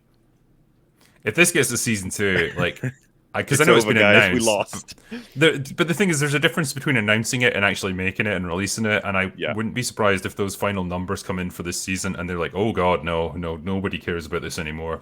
Kill it. I could see the beard like, we can't even do it as a joke, guys. We can't. Like, I'm not about to waste another bunch of billions or millions. It all began with John Wick, showing dogs with a key to a man's heart. In John Wick 2 and 3, they needed to add women to have dominance over affinity of the dog. Now they completely disregard Scooby. Cujo as a cat is the next reboot. Oh god, not Cujo. No. Nothing will stop them. Is it possible that Velma is going to be super successful because there are a million people hate watching it? Where is this narrative coming from? Who do you think these people are that watch Velma because they see someone like Critical Drinker's video or EFAP is watching a reaction thing to it, that they go, oh, I gotta watch Velma myself alone and cry at how shit it is? No, people want to watch people covering it. They don't go and fucking seek this stuff out. And even if they do, they're gonna go on the high seas anyway. Yeah, I mean, I think what you get is you could get a boost for the first episode or two just because people will take a look at it just out of morbid curiosity and then realize, oh no, bad as everyone's saying. Yeah, and then it's like, no, it really is terrible. I don't want to watch any more of this. And so the overall ratings for the whole season will be absolutely terrible. It doesn't matter if the first episode or two gets good viewing figures, like the rest of it won't. So yeah, it's a temporary boost at best. I also find this to be, it's like fucking psychological warfare at this point of like, what if they're telling you this, that they get hate clicks or that people are warning against it to try and shut you up in terms of shitting on the show? What if it's that? You don't know. Oh god, it's like 4D chess going on here. Why wasn't Batwoman kept alive? Why is it gone? Everyone was shitting all over it. Why wasn't the hate watching enough, guys? What happened? Yeah. I don't believe it and I never will. I'm sorry. I just don't. No. I'm willing to believe someone can benefit from being controversial and trying to piss people off. I understand that. But I don't think a TV show can survive on being hated alone. No. That's the problem with the metric system. One misplaced decimal and you're dead. Is that a quote from somewhere? I don't know. Might be. Okay. Wait, so the old man in Knives Out was the second person Ana de Armas inadvertently killed after Az? Yeah. But he didn't die. Yeah, she must have switched the vials back or something. Because she's a good nurse. Yeah, really good. Off topic, hi Rags. Scritch is for the good boy. Love this cast. I've asked Drinker numerous times to do a review, but what are you guys' opinion on the film The Shootist? Hail the Dawn and Toilet Duck. Well, Hail. Yeah, The Shootist. Well, I can't get Rag's opinion on it, but I think it's a really good movie. It was nice that it was John Wayne's final one, and obviously very personal for him, given that he was dying at the time. And yeah, overall, I think it's a good way for him to bow out. Quite a poignant movie. I've not seen it. Would you recommend it? I would, yeah. I'm much less familiar with his work compared to Clint Eastwood. It's kind of weird. I mean, it's like he's very much a previous generation, isn't he? And you know, obviously he was in like a million westerns over the years. A lot of them are just stock, like generic western adventure movies. Like there's nothing remotely like different or inventive about them. But then he's got the occasional gem. Yeah. So yeah. Scooby-Doo Mystery Incorporated was a great recent take on the franchise, darker with an interesting story arc. It acts as a pseudo-prequel to the 60s show, also implied Velma as bi, and no one cared. How many Scooby-Doo products have there been over the years? I don't know. Honest to God, like how many movies and like spin-off shows and reimaginings of the animated show have they done? Well, because of Velma, I've heard a couple people bringing up some shows that they recommend or that they enjoyed, and I'm like, yeah, man, I've apparently been out of the loop on Scooby-Doo as an IP. Yeah, I mean, it's not surprised. It's not really something I consider myself a hardcore fan of. Like, No, what's the latest Scooby-Doo news? Just joined during Az's story about how he died. What the fuck? Also, very happy to see Rags in Little Platoon with his elegant voice. Yeah, man. It's always good to have him on. And yeah, imagine if you just came into an open bar at that moment where Az is talking about dying. Like, wow, it's different. That would be weird. What's your thoughts about the journos/redditors calling Velma a right-wing psyop, or is it genuinely woke? We were joking about this, yeah. I think it's just cope. I've told you, I think the what is it? Occam's razor. It's just badly written, really badly written. Yep. Simple as that.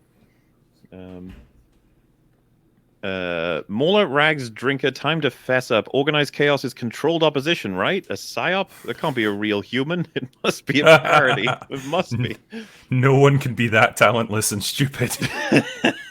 I would go as far as saying it's a shock, but apparently they are real. That's the thing. I mean, I don't know much about him. Like, I know people mention him quite a bit. Like, based on how many videos he seems to have made about me, I think it's just a grift. I don't like if you caught him, like, I guess offline or whatever. Like, what do you think about the drinker? I don't think he would give much of a shit one way or the other. I think it would just be, well, I make lots of money off his, reacting to his videos or whatever. Can't be that much. I don't know. I don't think it's a very big channel, is it? But he'll give it a shot nonetheless. Yeah.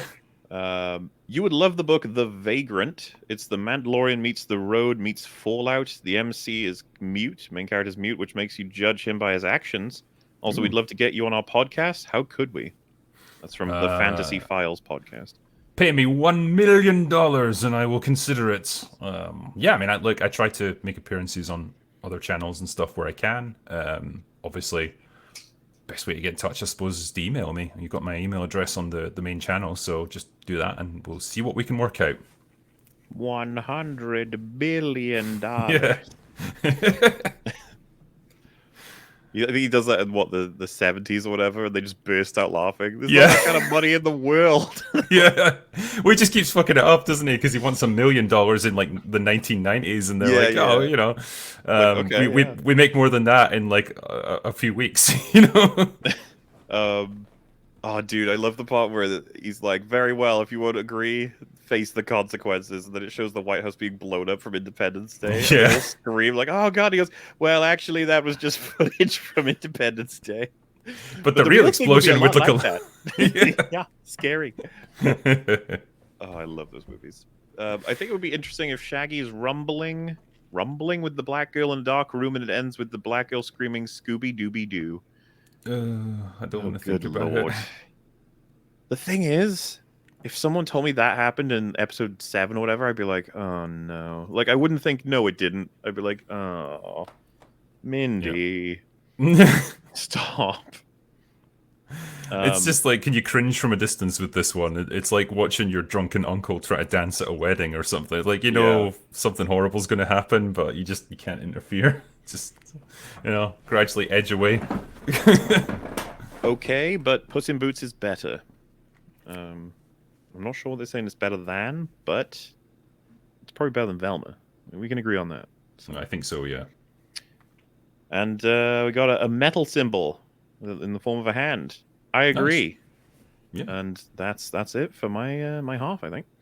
Nice. Alrighty. I've got my it took us an hour and 20 minutes. Making good time. Maybe. Yeah, I can tell you're reading out the super chats on this one. We're going to be somewhat more brisk with my half of things. Very well. People who think we spend too much time with Sarah forget that we spend 10 minutes in game with her walking around the house to build Joel and Sarah's relationship that wouldn't work on TV. I mean, that's true. Yeah, you can spin that section out as long as you want, really, can't you? That is true, yeah, because there's plenty to pick up from like photos or read from different things you can pick up and look around. Yeah, you're right.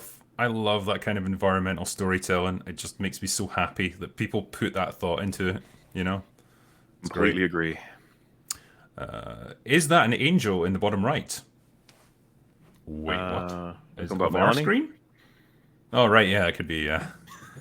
Well, she's lovely, and we love having her on. Yeah. Black Tide Rising by John Ringo gives a great reasoning for why zombies would have been hidden from the public and that government would try to cure the zombies until critical mass causes a collapse. Okay. Yeah, I haven't read that one actually. But Well, have you seen Contagion? yes. Obviously, there's a point in that film where they're like, we need no one to know for as long as possible, and then we need everyone to know. There's like a changeover that we don't want it to be spreading slowly in different pockets of the world and riots happening here and there or whatever. And it's kind of thing where it's like, government conspiracy, but at the same time, it's like, I don't know, man. You might make the same decision if you were them. Like, I mean, I think because the issue I've always had with zombie apocalypse type stories is like, you know, particularly if it happens in America where there's like literally more guns than actual people, it would get put down just by the combined might of like the military and the police and just like the local civilians shooting them all. And so, you know, how does something like that lead to the collapse of society? And this, I think, does a good job of explaining it. Last of Us, where it's like, you know, it's in bread products, it's in wheat, or it's just like anything that's like got yeast in it, basically. And you know, you could have the bulk of the population get infected without even knowing it. And so, can I it's a be good idea. interested in trying out, right? Because like I completely agree with you, right? Like the majority of the world is infected straight away, so they're either dropping off and dying or turning into the infected. It's like, good God, that's if like the world is immediately turned from 90% versus the 10% that remain or something. It's like, yep, that's already pretty believable in terms of how they could do it. But as you just said, like Shaun of the Dead, for example, I love that movie for basically being like, we won, we beat them. It's like, Yeah. okay, Well, they're like, you know, it's like they obviously get a foothold, the zombies, because nobody's got weapons to fight them with. And then, like, the moment the military show up, they just gun them all down. It's like instant it's done. victory. It's That's great, the yeah. thing. You always want to see that in a movie where one guy with one rifle can knock out like 40 zombies, probably pretty easily, to be honest with you. And I Yeah. was thinking, like, maybe it'd be interesting to. On that note, you know, A Quiet Place. I don't remember what you thought of that movie, but I didn't believe that those things could take over. I just don't. Well, I mean, they're fast and dangerous, but like, again, you know, put them up against tanks and planes Yeah, and it's. hundreds of I'm sorry, soldiers. America gonna have the force they need to kill those things. I guarantee it. And you have people be like, "Nah, their shells are just too hard." It's like, I don't believe you. Yeah. I don't believe you. I mean, do you? Yeah, I think Rags has talked about this as well. Like the penetration power of even a pistol is terrifying. Like you could shoot right through a car with it. You know, and Yeah. that's just a little handgun. Like imagine what a you know, an assault rifle or like a high-powered sniper rifle can do. Like the thickness of armor you would need to stop that, it would be impossible Yeah, almost. that's, as you said, that's not even talking about tanks and jets and whatever else you want to fire with. But I was thinking maybe, what about a zombie infection type story where they just like have hyper regeneration and like Wolverine level, the zombies, and the only way to kill them is to like obliterate the brain. Not like a bullet to the brain wouldn't do it, sort of thing. I was wondering maybe if that would make them a lot more difficult. Obviously, it I would, but you know what I mean. think so. I mean, the solution in the past has been the fast zombie type, like from 28 Days Later, where Yeah, it's like, okay, I get again, like if the infection takes hold almost instantly, and they're very tough and they're very fast and they're hard to hit potentially, I can see them overwhelming a country fairly quickly. You know, even with military forces, they might, you know, there might be so many of them so quickly that the military wouldn't even get a chance to mobilize properly against them. So again, things like that are possible, I guess, from a writing point of view. How did the old woman next door get infected? So I think we covered that. It's through like yeast products. that is the. It's. I think they say in the what was the originating country again? It was something like Indonesia, I think. Yeah. Well, either way, she worked the. It wasn't even patient zero that they had, but she worked at a like a wheat and grain sort of storage that goes out to the whole world. And I think the implication is that yes, it would spread really well in like flour breads and all kinds of things like that. Hence the throwaway line of like, he's on the Atkins diet, he doesn't have that many carbs, and so meanwhile I think we see her, I guess, husband feeding her in that scene. Yep. I think we're supposed to believe like, yeah, it's in that food. Yep. All honour to my British brethren. Please YouTube the best of mind your language, Scotland versus the rest of the world, and seek the video to 5 minutes and 12 seconds to purge all doubts of using rubbish, and use it well, you beautiful British beauties. Okay, that's very specific. I guess that's... Wait, we're not allowed to say rubbish anymore? I don't know. I guess I don't know what the context of this is going to be. Maybe it's just a good I like clip saying to use. rubbish. Yeah, I think so. It seemed pretty inoffensive. You know, that's a lot of rubbish, sir. If someone said like you could use more creative words, I'd be like, I don't use rubbish to be creative, okay? Yeah. Drinker, this is the same opinion I had about this actress in His Dark Materials. Oh, so she was in that as well. I guess Bella Ramsey, isn't it? So maybe she's been busy since Game of Thrones. It's awards season. If you could make a new category the Oscars had to include, i.e. best self-insert, what would it be and who would win the Oscar? What would my category be? I don't know. I don't know. Most annoying side character or something, I think. I mean, what about just worst film? Yeah. Well, you got the Razzies, I suppose. But like, imagine the Oscars doing it. The award for worst film. Imagine being nominated. You'd be like, oh wow, thanks. Have you seen? What do you think of the nominations for Best Picture? Because I assume you've seen them, or at least maybe not all the movies, but you've heard of them. I don't know. I never know what to say about it. It's like, what prism am I coming at this from? Because I've never respected the Oscars. So should I be surprised or not when I see I see Everything Ever All at Once, and I'm like, oh, cool. And then I'm like, well, is that cool? What do I care if that gets an Oscar, really? But then it's like, I guess I do care. I mean, it's nice to see, inventive movies like that getting rewarded. That's what it is, isn't it? It's a spotlight of some kind, even if I don't like the Oscars. That's a reality. It'll make people go, oh, so yeah, I would like it if that won. But were you really happy that Avatar 2? Yeah, Avatar 2 is it. Frankie told me that, and he said it as though it was a surprise, and I was like, I don't know, that's expected, isn't it? And to be honest with you, I wouldn't be fucking surprised if it won. I hope not, but... Its thing is that and Top Gun Maverick, like, as much as I love that movie, like, again, I don't think it should be an Oscar contender, because it's really just it's just a big blockbuster action movie, and it's great at that, but I don't think it really has the qualities for an Oscar winner. I just really wish that it was a requirement that your story was not shit, that's all. Yeah, I'd say that... Obviously, I'm aiming for Avatar 2 there, which would probably piss people off. Yeah, I mean, that should be in the categories of, like, technical achievements and, like, visual effects. I'm sure it will win that. But yeah, then you've got that Steven Spielberg biopic, and there's a theory floating around that that'll win just as almost like a lifetime achievement acknowledgement for him. I see, yeah. Anyway, I'm with Mac and Az on Last of Us. So, yeah, I think there was... we were split on a few of the, I guess, the questions about being faithful to the games versus, like, having a more flexible approach to storytelling in a different medium. Yeah. So, yeah, that's fair enough. My favourite about this is the Halo community moulding about why Last of Us gets a decent show and they don't. That franchise ain't looking so hot right now. That's true. It's so unfair for the Halo guys. I feel for them. It sucks. Yeah. I worry that the LA... In fact, I feel sorry for the Resident Evil people like me. I've waited like 20 years for a good movie and it's still not happened. Nope. I worry that the Ellie and Joel relationship is going to be portrayed as toxic and unhealthy to help set up things to come. Yeah, I think we've both kind of got that concern, haven't we? We shall see.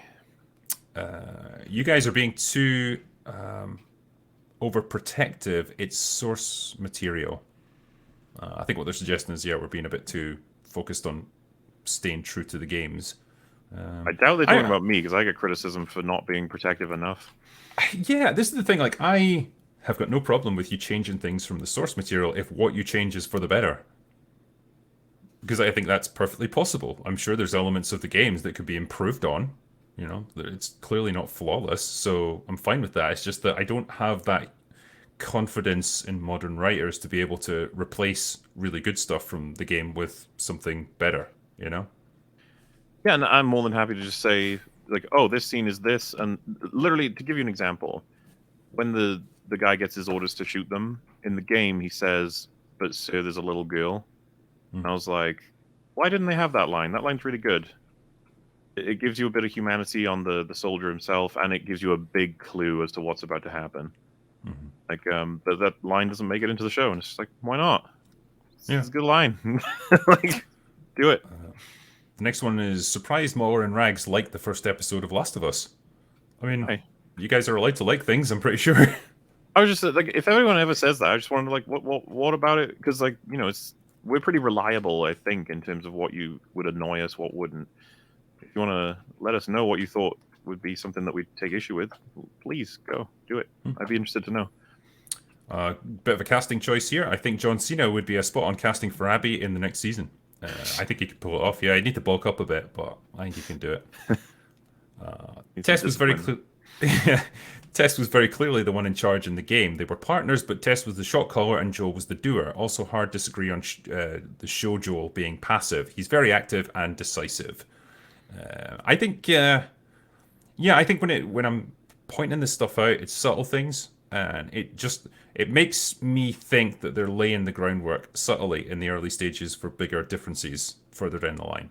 And I could be wrong on that, but I don't think it's more than fair for you guys to speculate.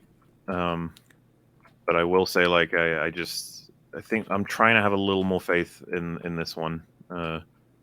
Like, because a lot of people were worried they'd keep Tess alive for longer and make her boss around Joel for longer and stuff, and it's like, a lot of stuff she says is out of desperation. I think a lot of people cringed at the line where she says, "He'll listen to me." But, like, looking over it, especially because I had to edit an episode, it's like, she's saying it to stay alive because Robert is telling her that he's going to have to kill her because otherwise Joel will come for him. And she says, "No, you don't have to worry about that. He listens to me." Like, she's saying that's desperation. You know, yeah, like, you don't have to worry about, like, some weird dynamic where Joel will do everything Tess says. They have several arguments in the 2 episodes she's even alive. I'm way behind on the stream, but speaking to Melanie saying we had characters to aspire to, I watched Cyrano last night. Found myself a new role model. Highly recommend if you haven't seen it. And that one's from 1950. So damn. I haven't seen that, actually. All right. I like the differences of opinion here. All too often your channels will be called grifters, so I think the discourse is healthy. I mean, I kind of like it when there's a bit of disagreement, and it's like we get to toss around different ideas and compare experiences, I suppose, on things. Yeah, I think I would say that it creates better conversations when there's more disagreement, I suppose. But we do try when we agree on a lot to offer maybe a bit of devil's advocacy or alternative points of view. Because, I like to deep dive into stuff. And thing is, we do often line up on a lot of things. That's when they find out in the game as well that she is immune. Because I think I'd made this point, and I could be wrong because my knowledge of the game is a little bit dated now. I thought that the revelation about her being immune was later in the game's storyline, but I could be wrong. You talking about when the machine tagged her as a infected? Yeah, I'm pretty sure it's the same time as in the game. All right. Well, I will withdraw that criticism then. There you go. It's gone up slightly in my estimation. Druckmann is involved. It will be poop and soon. Well, I think that was definitely a concern of ours. The lineup today was like a real life mystery gang. Who's Fred though? That's the question. At this point, it would be the idiot, right? Yeah, that'll be me. To the drinker, I just finished reading Ryan Drake's Redemption and loved it. Ending left me with more questions than answers and a strong desire to read the next story. Much better storytelling than what we get nowadays. Oh, thank you. Appreciate that. This franchise was created on a foundation of diversity. You lads are barking up the wrong tree. The Last of Us is purely made by the first graduates. Not sure what they mean. Yeah, I don't know what the implication is there. Are they saying that The Last of Us is better because it's like the people who did the best got to make it? I don't know. Not sure. The thing that worries me is if Joel is ruled by his emotions, how does it change the weight of his decision at the end? Well, that's quite a valid question, actually. like I said, they passed sort of early tests in terms of whether or not this show is worth seeing. I think it's earned people going to keep an eye on it, but we're all going to be very attentive when they reach the hospital level, so to speak. Did anyone watch that 90s show? And if so, was it any good? I haven't seen it. Like, I haven't never seen it, cared but that. I mean, I can't imagine it being good. I never cared that much for that 70s show, so yeah, it just wasn't really a thing for me. I enjoyed what I saw, but yeah, I don't know. Introducing Ellie early on totally gave away the big reveal with her. Pretty sure everyone watching knew what the deal was. I feel like they're dumbing down the story. I don't think so.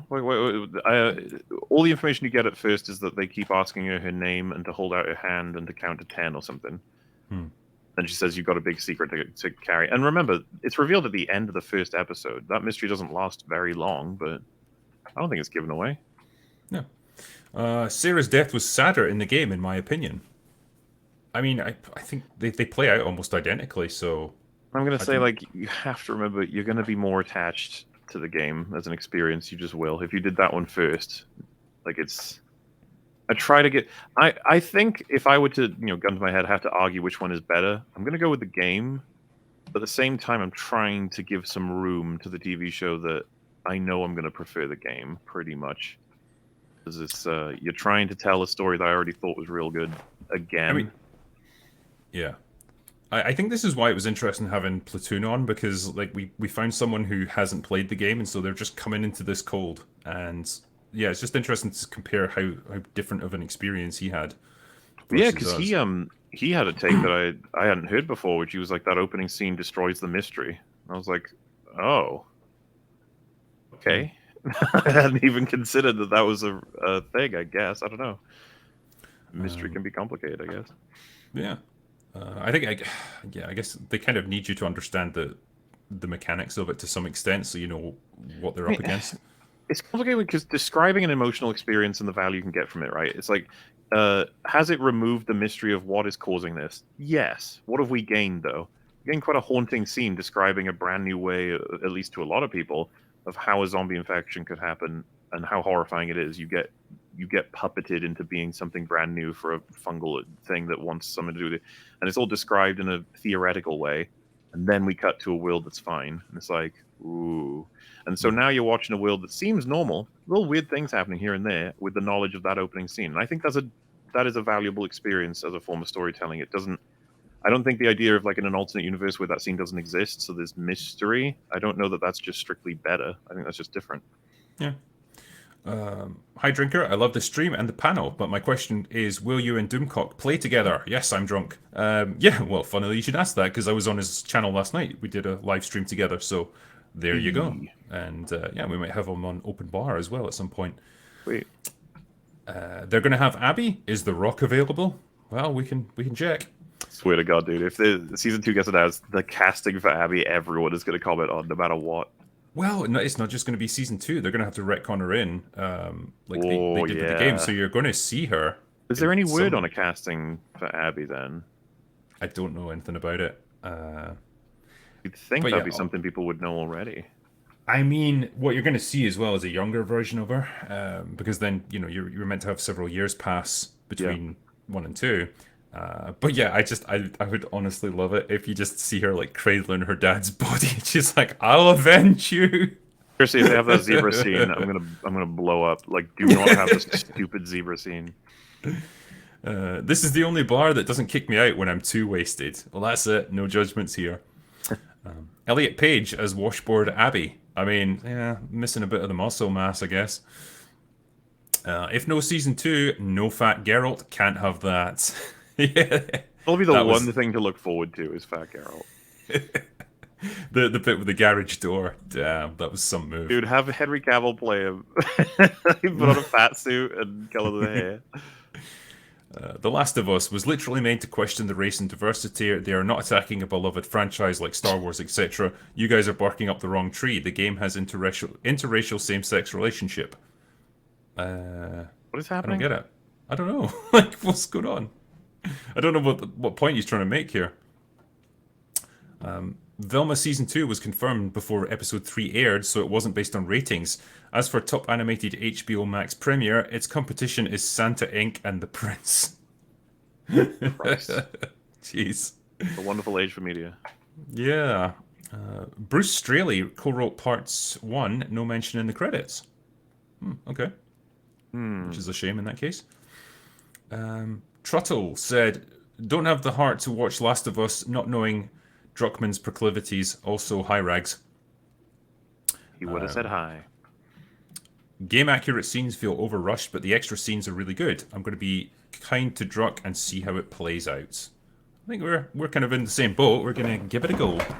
But a fair shake. And I will bite the bullet, and if this season is good, I will happily attribute that to at least somewhat the talents of Neil Druckmann. I'll have to.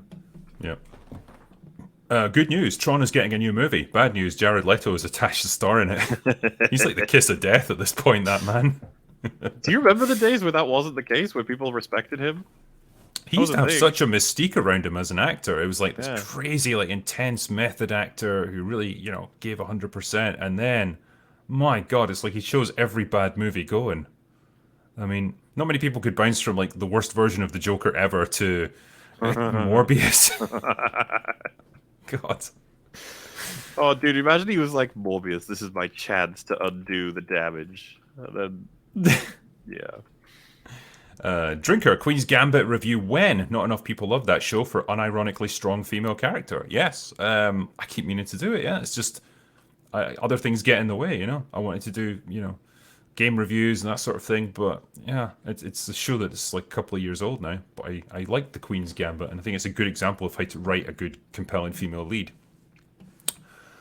Melanie Mac and the Critical Drinker, I love you guys. Can't believe you guys have a crossover video. Here's for a drink on me. Thanks, and yeah, this isn't the first time Melanie's been on either. We had her on our previous open bar. I think we did She-Hulk at the time. Another classic. Yeah, and I had her in for a happy hour, I think, when we talked about all things Tomb Raider. Muller and Rags, when are we getting an EFAP on Pillar of Garbage's She-Hulk video? It's a sight to behold and not in a good way. Can't say I know. We try to mix things up all the time, so no guarantees, but maybe someday. Prediction. Every Last of Us episode will begin with an outsider POV cold open, like Green Shoes in the Woods, and Abby's dad will be one of them. That's an interesting idea, actually. Okay, should we ask the question of, is it possible to adapt The Last of Us 2 and have it not be terrible? It is, but you'd have to change some elements of it. I would go as far as saying you have to change a shit ton of elements. Yeah, but I haven't been forgiving, but yeah. Yeah. If you could change the manner of Joel's death, or the time in which it happens, then I think it's possible to do it. Been talked about before, but like, the idea with the film, right? It was like, oh, sorry, wow, that's a Freudian, I guess. The idea with the game was that you experience what it's like to be like a victim, or rather, you get attached to a character who is a victim of Joel's sort of actions, because we never saw it contextualized in a way that would maybe upset us and was done to a character we cared about. Instead, it was always done in favor of Ellie against people who may or may not be innocent. And it's like, how do we make that work? And it's like, well, why don't you just do it the normal way? Have it be that it's just like a group of survivors, and then we find out that there's another group going around doing stuff, and eventually, like, they do some serious damage to people we care about in the game. We find out, oh shit, it's Ellie and Joel, and there's some other people. That's the people we're up against. Normal. And another thing people have suggested is, like, if you'd had it be so that Joel saves her life, and then she finds out gradually, and she can't bring herself to kill him because of that, and and watching him be happy with a daughter type situation, and realizing like, oh, I'm taking that away from someone else, like he took it from me. There's so much you can do to work there instead of just the scene they chose. Ugh. Yeah. We had a conversation about this once. I can't remember how long ago it was, but yeah, we were spitballing all kinds of different ideas, and I always thought what would have been interesting in the game is, like, rather than kill Joel off straight away, it's like you play with Ellie and Abby together, like they've got to work together, like maybe they're isolated from everyone else or whatever, and you don't quite know why Abby's there or what she wants. You get to bond with both of them. You get to really empathize with her situation and her life and her backstory and everything, and then near the finale, you find out that, yeah, she's on this quest for revenge against Joel, and then you're really you'd be genuinely conflicted about what she's doing because you've had all this time to connect with her as a character. Again, that's something to work with. But yeah, it's like they picked the worst possible way of doing this because I think they just wanted the shock value of him dying really early. You're right, and this is the thing: if they were to straighten all of this out and thus not adapt faithfully at all, The Last of Us 2, maybe it could be good. But yeah, I'm with everyone else when I say I don't believe that's what they're going to do. Yeah. The next one is Frosk is Velma. I mean, yeah, I think it's made for her. Have you seen the replies to Mindy Kaling on Velma? Amazing. No, I mean, is that on Twitter or YouTube or what? No, I haven't seen anything. Maybe some folk just need culling. Okay. Frosk is just upset that her Rainbow Mafia card was ignored for once. I mean, yeah, what is she going to do with herself now? She's basically unemployable, I would imagine. Like, no company with an ounce of sense is going to bring someone like that in. No. Chrissy Meyer's Frostbitten is the best thing to come out of this whole G4 TV 2.0. It really was. It was a great video. Pre-order the deluxe and probably won't play it. I think that's talking about Resident Evil. Okay. Loving the show. Love from the Ripperverse crew to everyone on today. Thank you very much. Slytherin for life. I like the snakes. I mean, yeah, like Slytherin always seemed like the coolest one. Yeah. Last of Us show better have a scene where they upgrade the gun by wiping it. True adaptation. Yeah. The emotional outburst of killing the guard stinks of them framing his decision of saving Ellie in a similar way, irrational and not reasonable. Yes, that's, I think, the concern that a lot of people have, that he's just going to act without thinking. But I think with how the scene was built, that's fine. That it was a sort of snap decision of, it doesn't even matter that Ellie was there or not, or Tess. It was a moment of, I've got this guy staring me down with a rifle. The last time this happened, people died, and so I think he even shouts and tackles the guy. It's like I think that's perfectly reasonable that something Joel would do with how he's been characterized. They are correct in that it was much colder and more calculated in the original one, but it's also different in the original one. Like the whole scenario is it 2 or 3 dudes that get them in the original, and obviously in the show it's one guy. Mm-hmm. I don't know. It's just I think there's a lot of, I was about to say bad faith. It's reasonable. We got to try and remember that we're not dealing with something foul right now.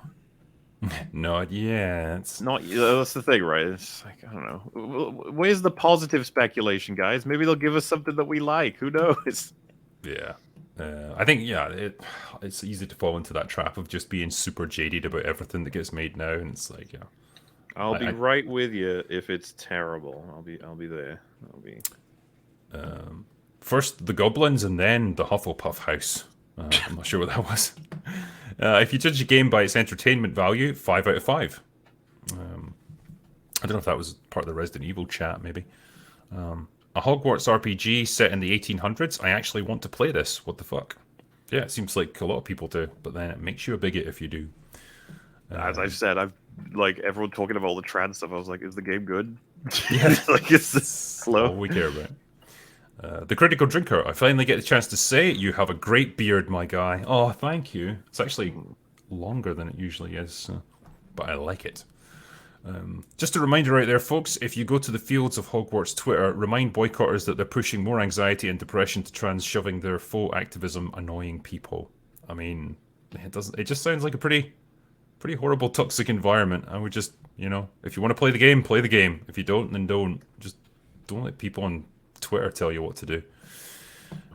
Everyone talks about No Way Home and Top Gun, but never Dune. We're all here because people mess up our favourite IPs, but Villeneuve treated Dune with the love that we want our IPs to be treated with. They deserve more respect in my mind. I think Dune had this weirdly forgettable quality to it, and I can't quite pin down what it is, but it's like, it came out and I respected it. I thought it was a faithful adaptation and it was a well-made movie, and then I just kind of moved on and forgot about it, and I don't know why. Recently, the reason I asked you if you'd seen Contagions is I recently rewatched it out of curiosity. It came up for whatever reason. I think it was The Last of Us that made me think I wanted to watch it. I watched it with Rags.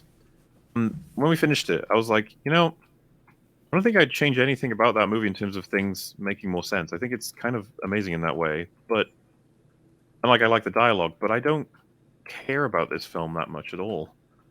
It's like it's a really weird Yeah. experience, and I was like, if I was to have made this myself, I'd want to keep a lot of this, but man, we need some more. Need some more emotional payoffs. We need some more characters. We need some more stuff going on. That's like the thing I remember the most about that film. And it's funny watching it again. Was do you remember Kate Winslet's character? I think she's called Doctor Mears or Doctor Wears. It's something like that. She's told basically to go and hunt down Patient Zero, find out as much as you can, and get involved at the ground to figure out how best to deal with this. She controls like trying to get stations set up to take care of people. She tries to find out more and more about the virus. She's explaining to different people who have power what you need to do, where you need to do it. And then she unfortunately gets infected and eventually dies. And every moment with her, all of her dialogue reflects her interest in helping people. Like every time, I think the first thing she says to her friend when she finds out she's infected is, "Oh shit, I've definitely infected some people." And he's like, "Dude, get yourself to where you need to go." Blah blah. And there's a point where she's dying and she's next to someone who's shivering. And she tries to hand that person her coat when she can barely move herself. It's like all this stuff. I was just like, man, I really like her, and it sucks that she dies because she gave everything to sort of help people with this. And I was just thinking, fuck, that's what this movie should have been about. It should have been way more human stories about all the sacrifices and efforts people make. And there are some in there. It's just that I didn't really care that much, even though I have nothing but praise for it. And I think Dune is similar. I hate to say it. I'm not trying to be mean. I had a lot of praise for that film. I just didn't care that much. Yeah. I think a lot of it comes down to like if you've read the books, then you kind of understand more of the context of all the things that are going on. But without that, I would imagine it's this weirdly disjointed experience where you're like, okay, why is there so much focus on this particular group or this particular event that's happening? What does this mean? Because yeah, it's missing some of that. And yeah, none of the characters are really massively compelling. Like they sort of lack a little bit in terms of personality, I think, because they're all so subdued. You know, I remember my favorite character was Oscar Isaac. I think I was kind of. I think everyone liked him. Yeah, the efforts he had to go through, and then when he died, I was like, oh shit. Well, yeah. All right then. Like, yeah, I mean, I like Stellan Skarsgård's Harkonnen, but again, I think he's it's just great. because.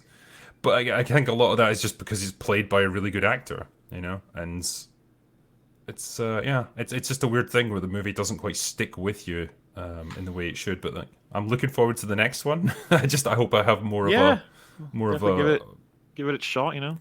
Yeah. The show creates interesting conversation, so it's good enough. I think, yeah, it's probably a good sign.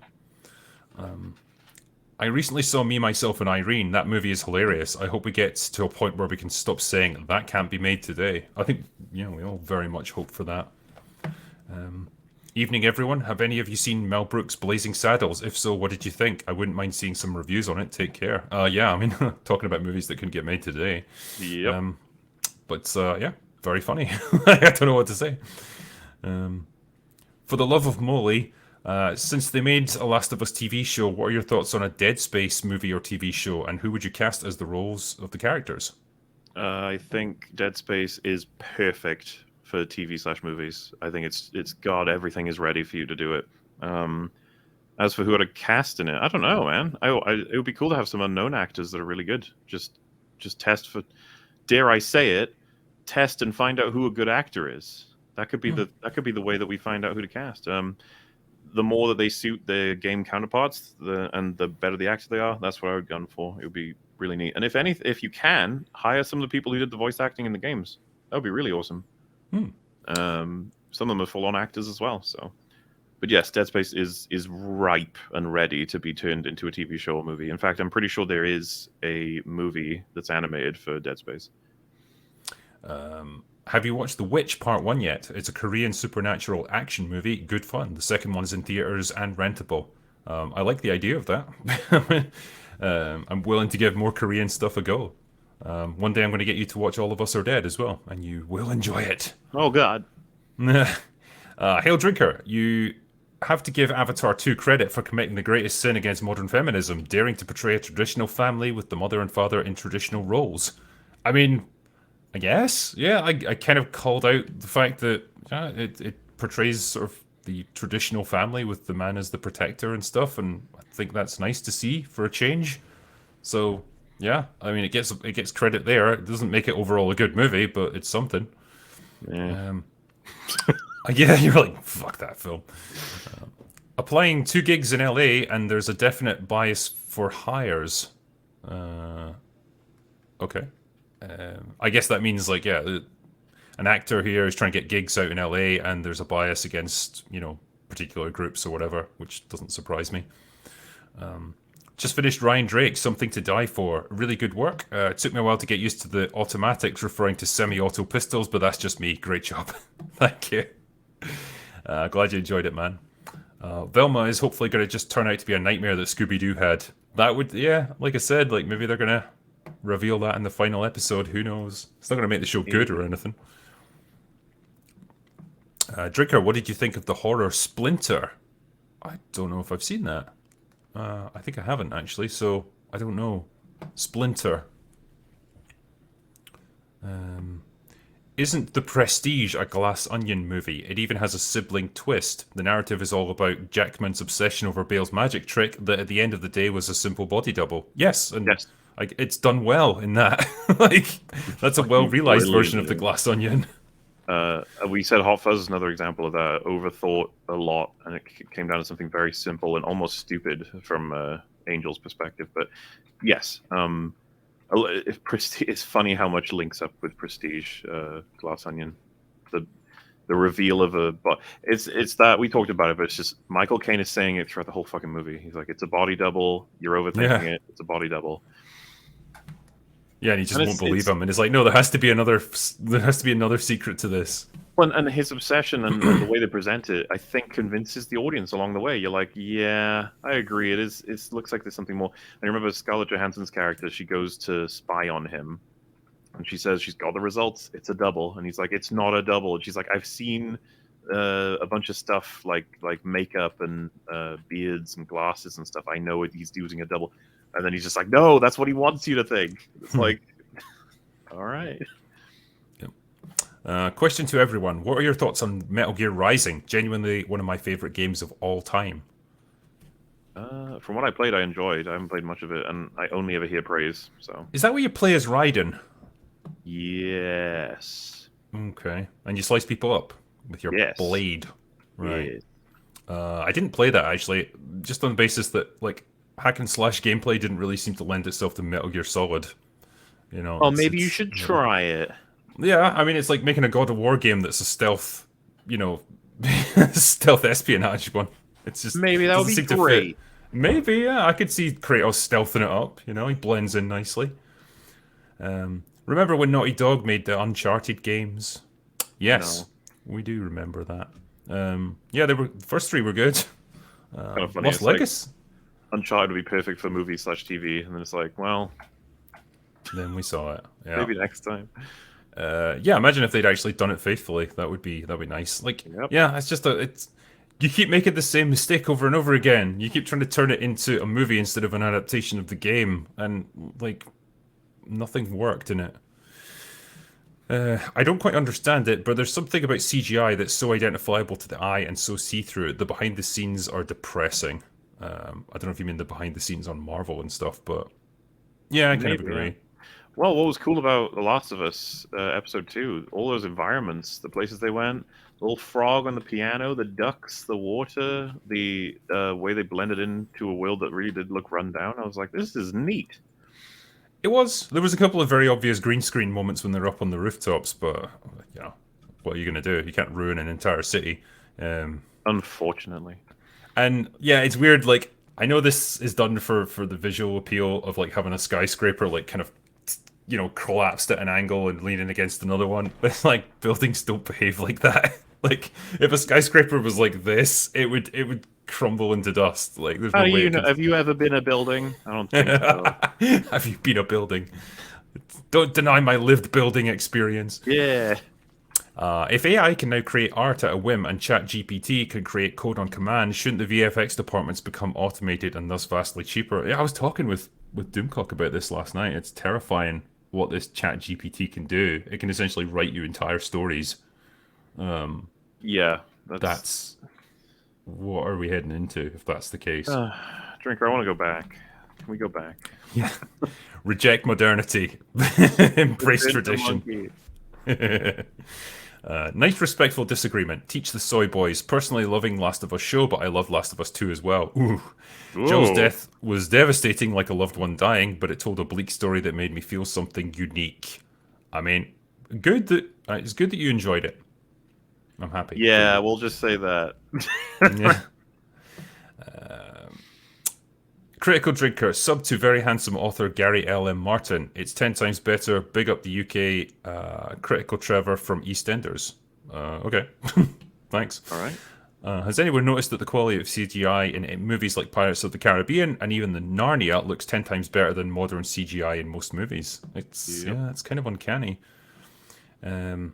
Melanie, any plans on reviewing Atomic Hearts?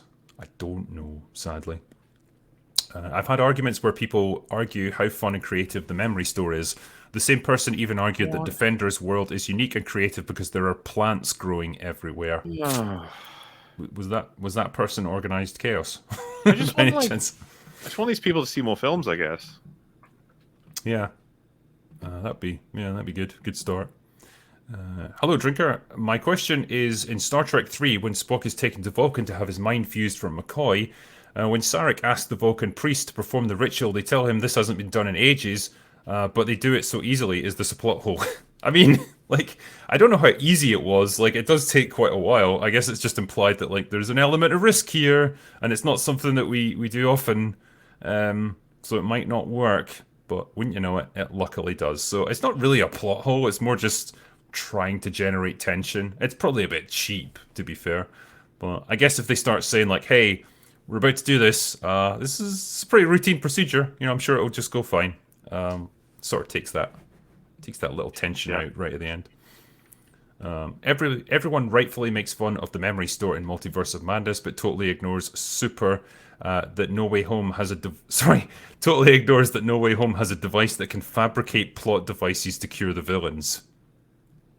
Yeah, but the thing about that is that it's a thing that now puts the characters in a position to make interesting choices. Meanwhile, the memory store is just a way to get information about characters to other characters. It's really fucking lame. I actually agree, by the way. I don't like the fabricator. That fucks up everything. The idea that you can just generate anything you need. It's like, did you just solve, like, every problem ever? Like, no one's ever going to die of, like, an illness or that. No, and it's an absurd machine, but of course, like, it's not as much of an issue because the point of it is to give the heroes a chance. Like, you can save these villains, will you? It's like, Mulder's immediate what? Lol.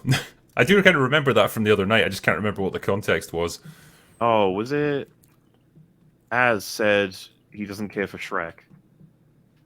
Oh, it might be, yeah. One of the most offensive things. Ghostbusters Afterlife is a lazy nostalgia bait movie that too many people gave a pass because it wasn't woke. Also shot for Groundhog Day for 30th anniversary. Yeah, I'd happily take a look at Groundhog Day. And yeah, I think there was an element of that with Ghostbusters Afterlife. I think people gave it a free pass when they probably shouldn't have because it's lazy as fuck. The reason I haven't seen it, you guys didn't really do much of a recommendation on it. You're more like, yeah. Yeah. It was like, And the thing is, they're filming another one. And I didn't even know about this until recently. There's like so little interest in it.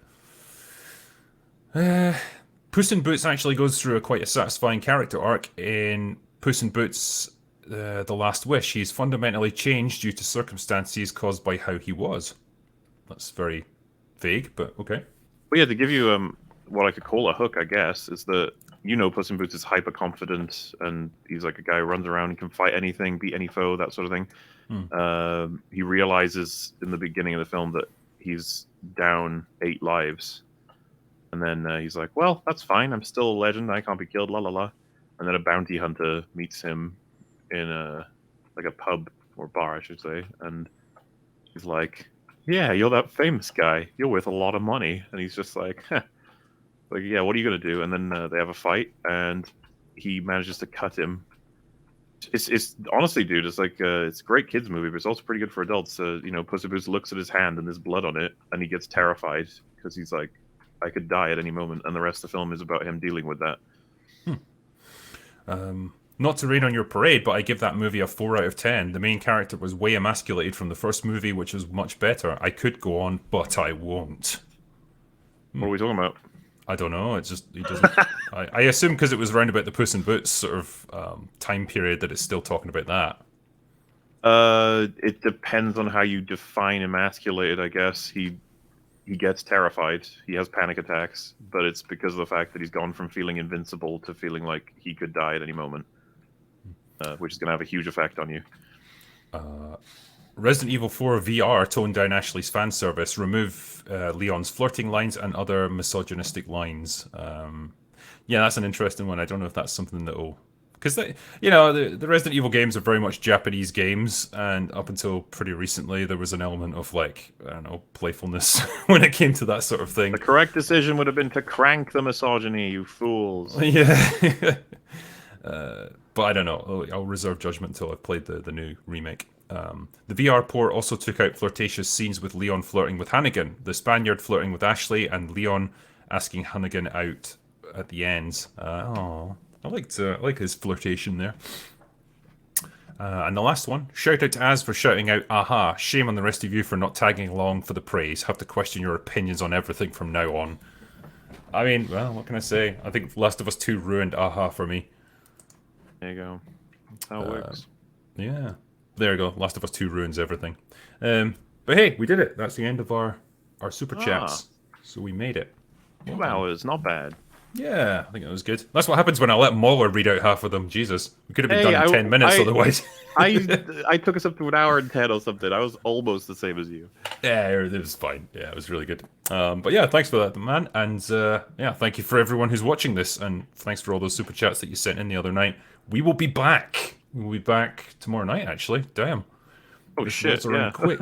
Yeah. Open bar every week, dude. Yeah. All right, well, I guess we'll catch you all tomorrow night. From me, from Mauler, from the Critical Doggos, that's all we've got for today. So, go away. Bye.